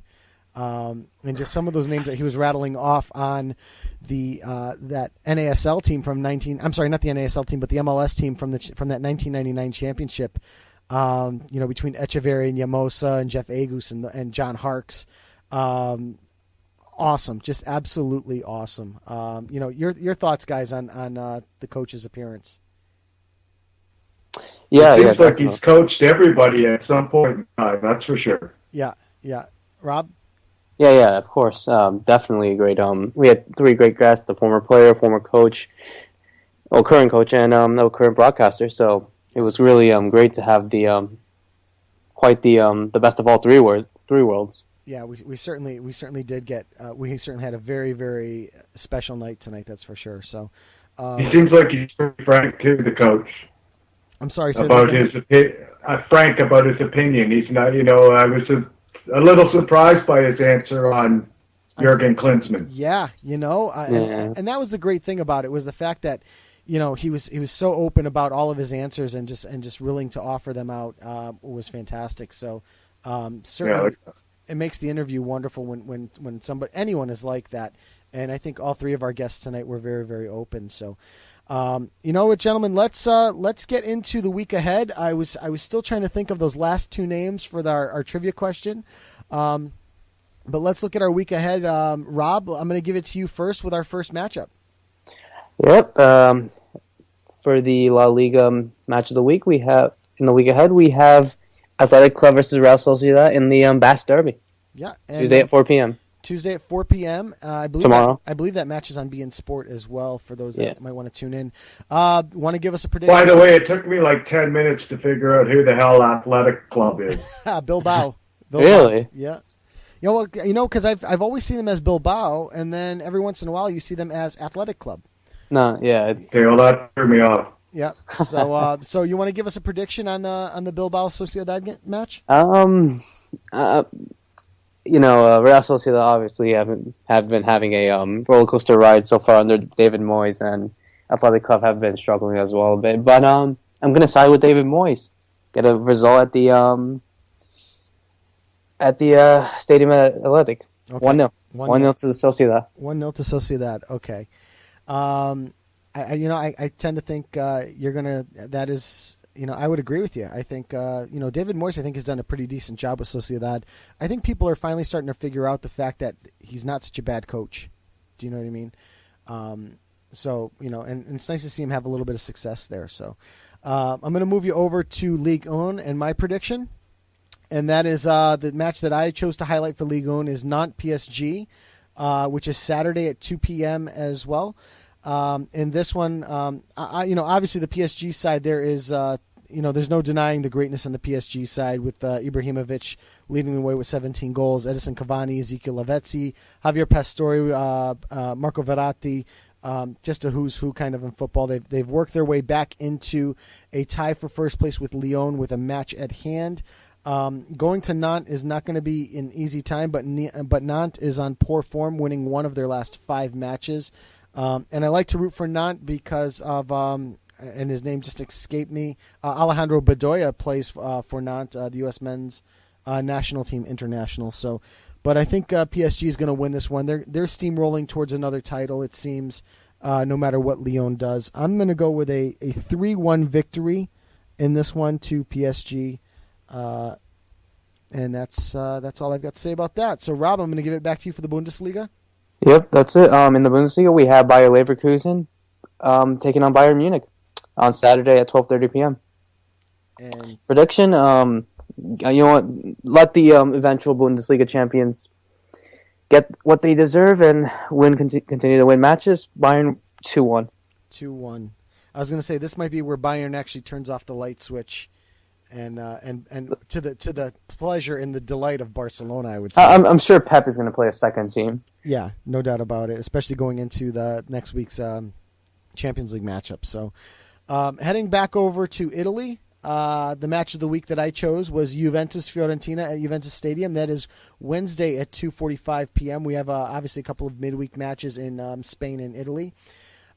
Juventus, I think, again, like you just said for Bayern Munich, probably going to play a second team, but even with their second team, they've been playing fairly well, and Fiorentina has fallen a little bit off of form recently.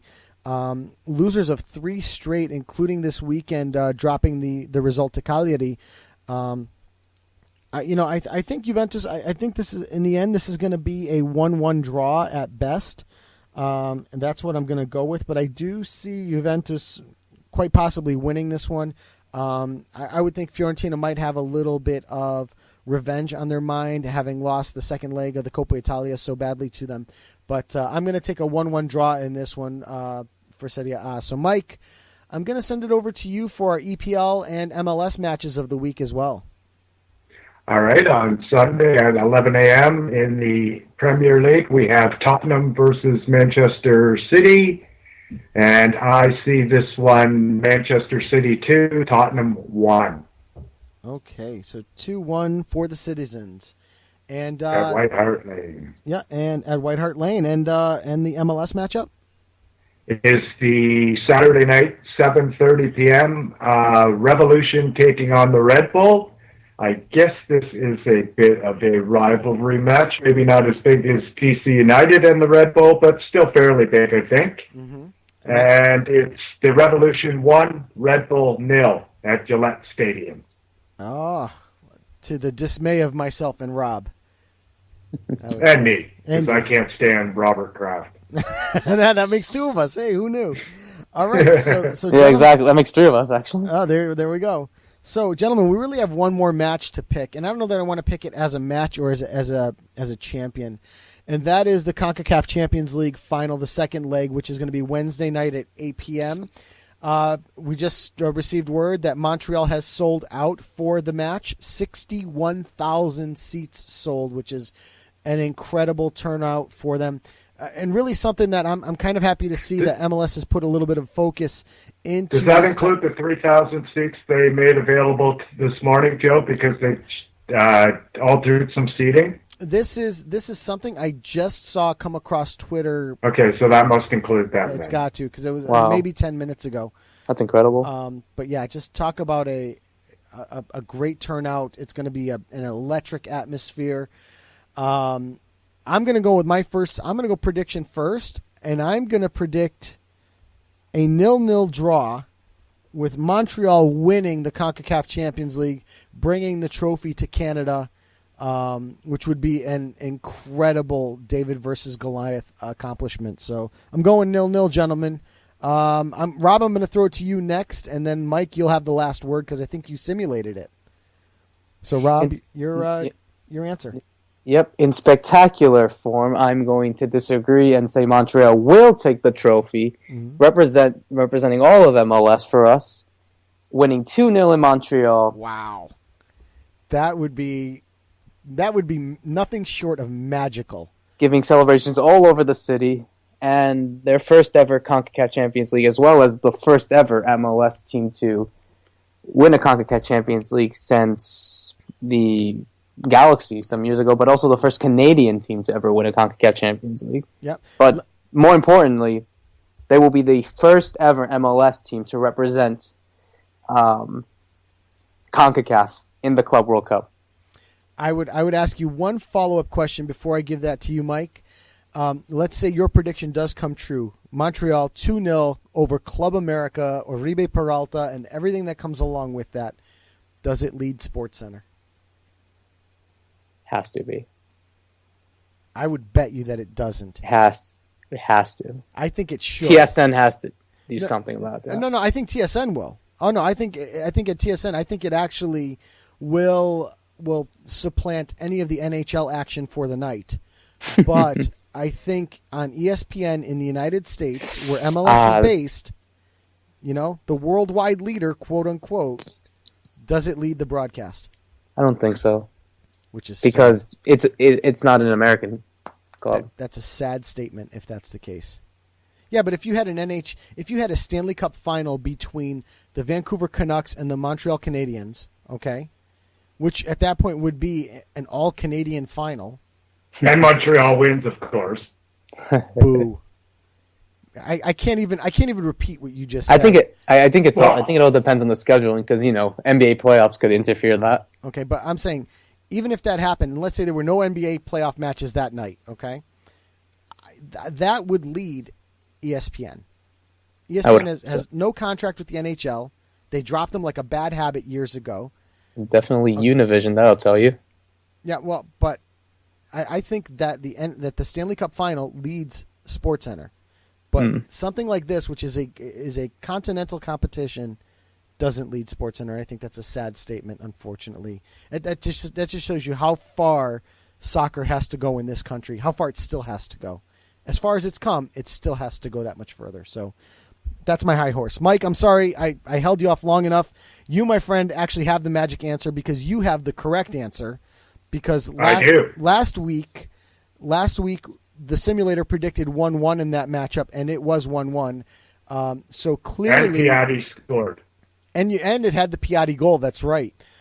So clearly, the simulator knows exactly what's going to happen Wednesday night. And when we take our money down to Vegas and we walk into the sports book at the Bellagio, where are we putting that money, my friend?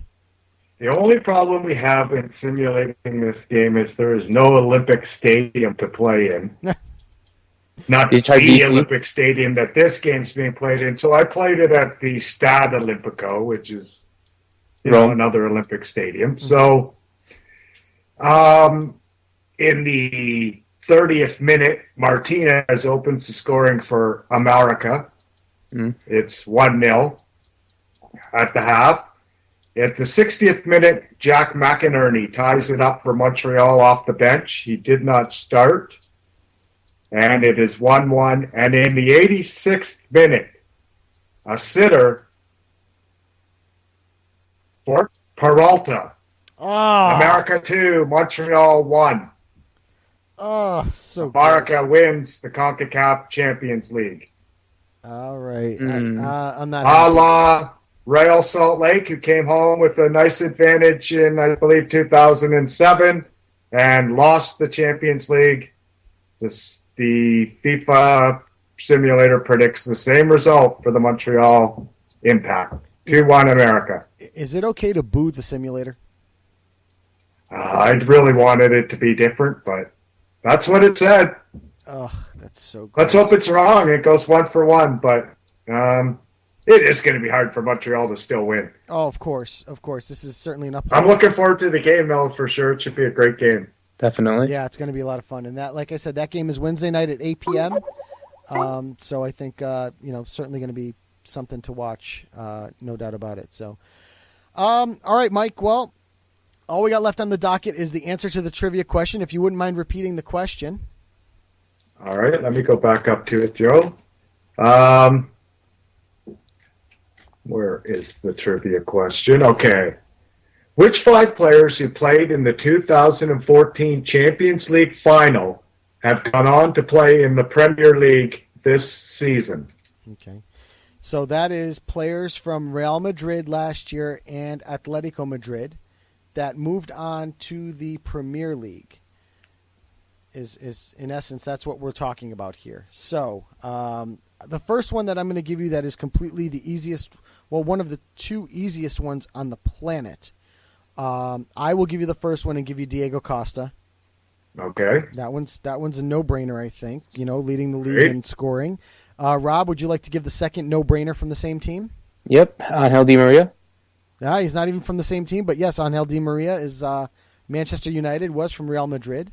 The third one that I have, and unfortunately these are the only 3 that I could think of, and I was racking my brain. I can't come up with the last 2, but the third one I've got is Thibaut Courtois from Atletico Madrid, who went on to play the goalie for Chelsea.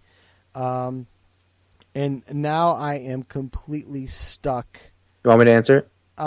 He didn't play. Oh no, No, he did. He did. I was thinking of Valdez, but Valdez is Barca. No. I know it is. Yeah, give me the fourth one. Felipe Luis. Felipe Luis, yes. That's right. He played defense for Atletico, and then went over to play at Chelsea. There's number 5. Okay, Rob, I know you have the 5th one, and I haven't figured it out yet. So tell me what team he came from. What team he came from? Mm-hmm. I honestly got the 4. I thought it was only 4. You don't have the 5th. Oh. No, I thought it was 4. I thought it was only 4. Oh, Came from Atletico. Came from Atletico. Where is he playing now? I'm not telling you that. All right, I'm trying to think. The 5th player. Because we've got 3 Atletico players there now. Thibaut Courtois, Diego Costa, Felipe Oh, Luis. wait. Yeah, I think I know one. Yep. Who is it? Toby Alderweireld. Oh, yeah. Well, where's he playing, though? Southampton. Oh. Mike, have we figured it out? That's correct.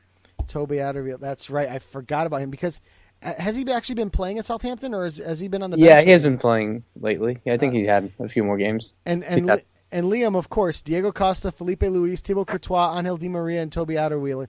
I should have just looked at Liam's tweet quickly. And obviously Luca agreed with him, and there you go. So that ought to do it for tonight's show. Obviously, go club. I'm sorry, not go club. Go Montreal Impact this week. Let's hit the closing music. So again, for episode 71 of Low Limit Football, special thanks again to Phil Schoen, to Ian Joy, and to Thomas Rongen for joining us tonight. Fantastic show, and they really did wonders for us to make it a great time tonight. I want to thank, I've had people listening in and out so far tonight. Obviously, Liam and Luca, thanks again for joining us. I know we had Joel Cardenas listening at one point, and I know there were a couple of other listeners out there. I even think Troy was listening at one point tonight, so I want to thank those guys for tuning in. Next week, we have Julian Lawrence joining us, and Anto from Beyond the Pitch will both be joining us, and I think we might be efforting a third guest as well. So, and we're also, next week we'll cover scores and highlights of the leagues. We will recap the Libertadores action. We'll give our predictions for the Champions League and Europa League next week as well. So, for episode 71 of Low Limit Football, I am Joe Usello. And I'm Roberto Rojas. And I'm Mike Orr. Thank you again for joining us, and good night. Go Pacquiao.